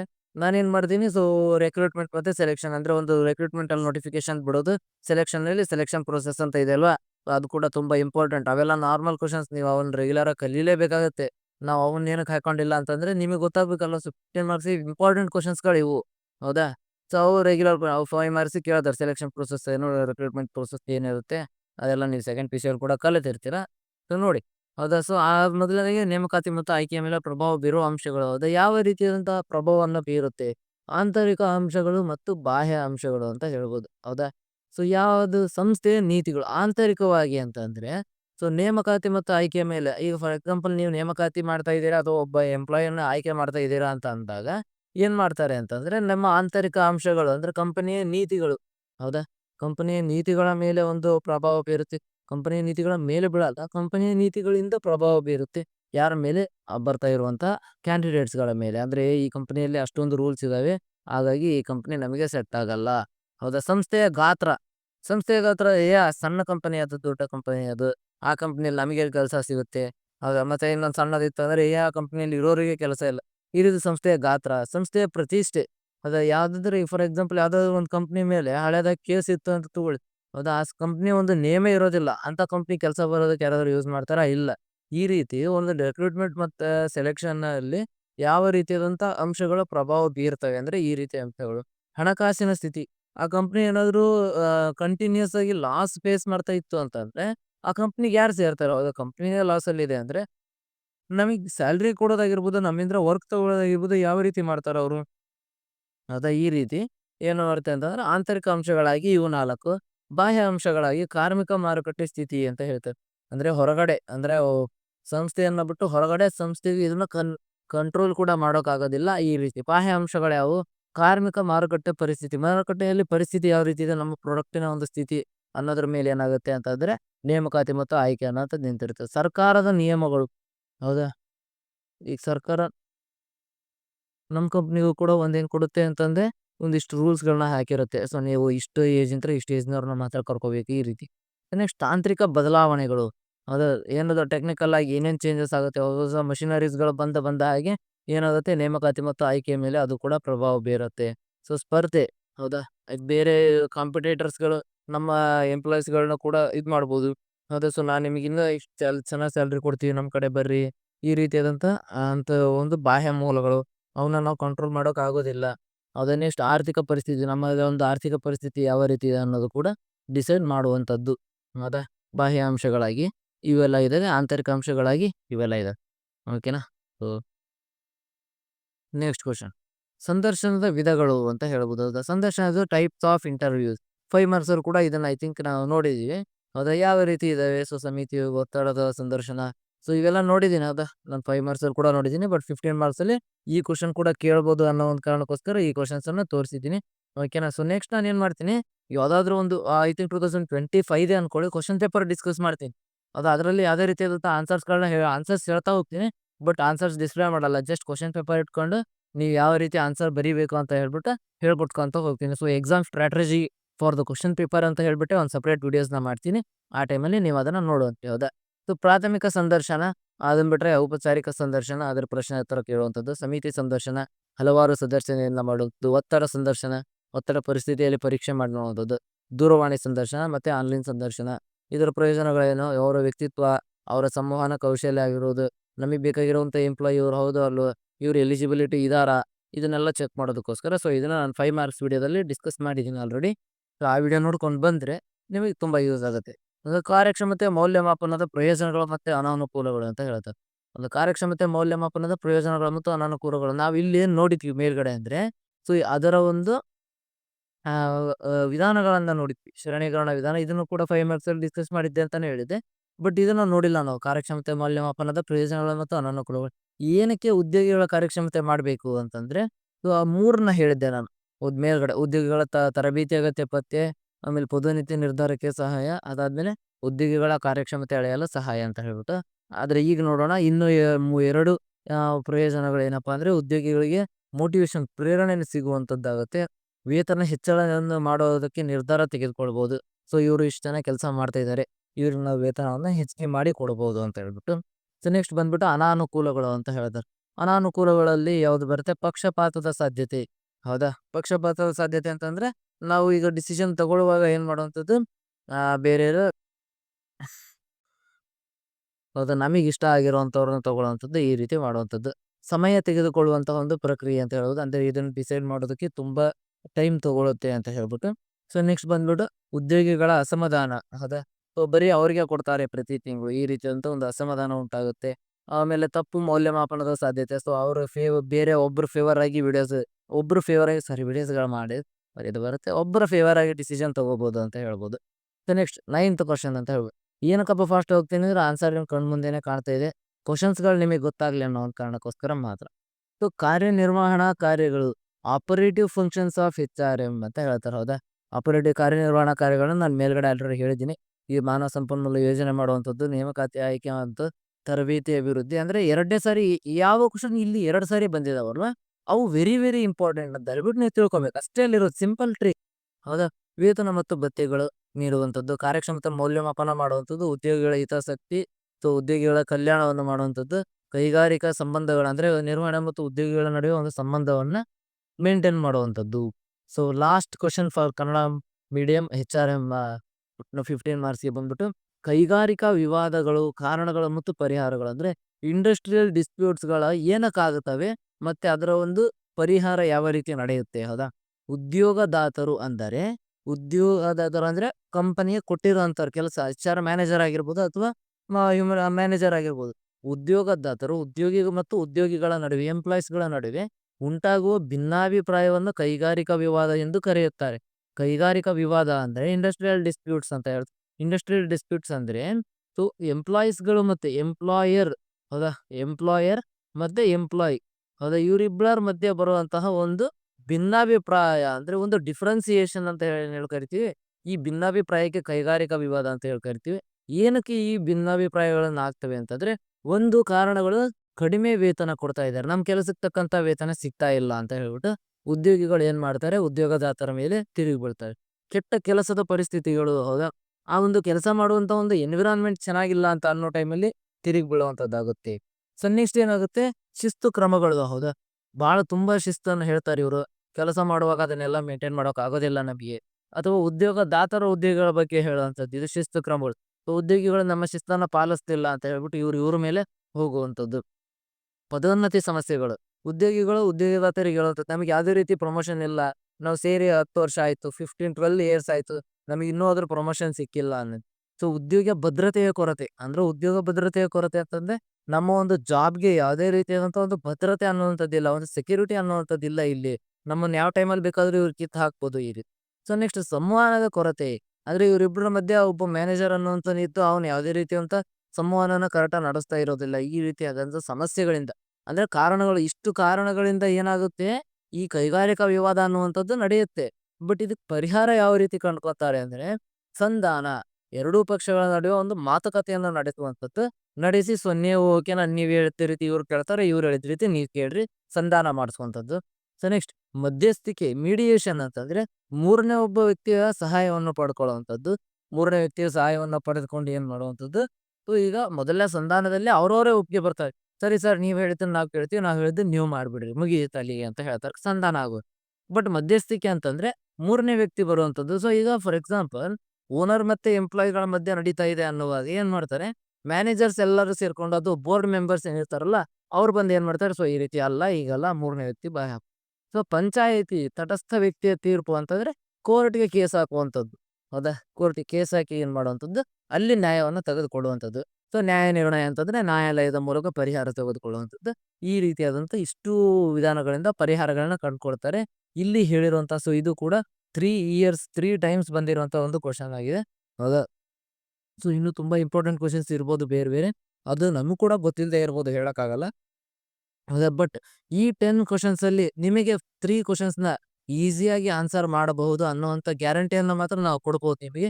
ಏನಕ್ಕಪ್ಪ ಅಂದ್ರೆ ಕರಿಯರ್ ಇನ್ ಕಾಮರ್ಸ್ ಚಾನಲ್ ಅಷ್ಟು ರಿಸೋರ್ಸ್‌ಗಳನ್ನ ಕಲೆಕ್ಟ್ ಮಾಡ್ಕೊಂಡು, ಅಷ್ಟು ಒಂದು ಇದರಿಂದ ಕೆಲಸ ಮಾಡ್ತಾ ಇದೆ. ಪ್ರತಿಯೊಂದು ಇದ್ರ ಮೇಲೆ ಕೂಡ ವಿಡಿಯೋಸ್‌ಗಳು ಡಿಲೇ ಆಗ್ತಾ ಇದಾವೆ ಅಂತ ಗೊತ್ತು. ಅದಕ್ಕೂ ಕೂಡ ಕಾರಣಗಳು ಇದಾವೆ. ಸೊ ಅದೆಲ್ಲ ಇರ್ಲಿ. ಅದೆಲ್ಲ ನಿಮಗೆ ಇದೆಲ್ಲ ಎಕ್ಸಾಮ್ ಟೈಮ್ ಹತ್ರ ಬಂದಿದೆ. ನೀವು ಬೇಕಾಗಿರೋದು ಸೊ ವಿಡಿಯೋಸ್‌ಗಳು ನೀವು ಅದರಿಂತ ಒಂದು ತಗೊಳ್ಳಿ. ಏನು ಯೂಸ್ ಆಗುತ್ತೆ ಅದನ್ನ. ಸೊ ಇಂಗ್ಲೀಷ್ ಮೀಡಿಯಂನಿಂದ ಇನ್ನೂ ಒಂದು ವಿಡಿಯೋ ಮಾಡ್ತೀನಿ. So Kannada medium students, thank you for watching video. ಇಲ್ಲಿವರೆಗೂ ವಿಡಿಯೋ ಧನ್ಯವಾದಗಳು. ಈ 15 ಮಾರ್ಕ್ಸ್ ಅಲ್ಲಿ ನೀವು ಒಂದೆರಡು ಕ್ವೆಷನ್ಸ್ ಮಿಸ್ ಮಾಡಿದ್ರು ಪರವಾಗಿಲ್ಲ. ಬಟ್ ಹೇಳ್ಕೊಟ್ಟಿರೋಂಥ ಫಾರ್ಮ್ಯಾಟ್ ಮಿಸ್ ಆಗಬಾರ್ದು. ಇದು ವೆರಿ ವೆರಿ ಇಂಪಾರ್ಟೆಂಟ್. ಓಕೆನಾ? ಸೊ ಇಲ್ಲಿಗೆ ಈ ವಿಡಿಯೋನ ಎಂಡ್ ಮಾಡ್ತಾ ಇದ್ದೀನಿ. ನೆಕ್ಸ್ಟ್ ಬಿಸ್ನೆಸ್ ಎಕನಾಮಿಕ್ಸ್ ವಿಡಿಯೋಸ್ ಮಾಡೇ ಮಾಡ್ತೀನಿ. ಸೊ ವೆಯ್ಟ್ ಮಾಡಿ. ಚಾನಲ್ ಸಬ್ಸ್ಕ್ರೈಬ್ ಆಗಿದ್ರಿ ಅಂತಂದ್ರೆ ಡೈರೆಕ್ಟ್ ಆದಂಥ ಒಂದು ನೋಟಿಫಿಕೇಶನ್ ಅನ್ನುವಂಥದ್ದು ಬರುತ್ತೆ. ಓಕೆನಾ? Thank you for watching video. ಇಲ್ಲಿವರೆಗೂ ವಿಡಿಯೋ ನೋಡೋದಕ್ಕಾಗಿ ಧನ್ಯವಾದಗಳು. ಕರಿಯರ್ ಇನ್ ಕಾಮರ್ಸ್ ಚಾನಲ್ ಯಾವಾಗಲೂ ಕೂಡ ನಿಮ್ಮವಾಗಿನೇ ಇದೆ. ಬಾಯ್.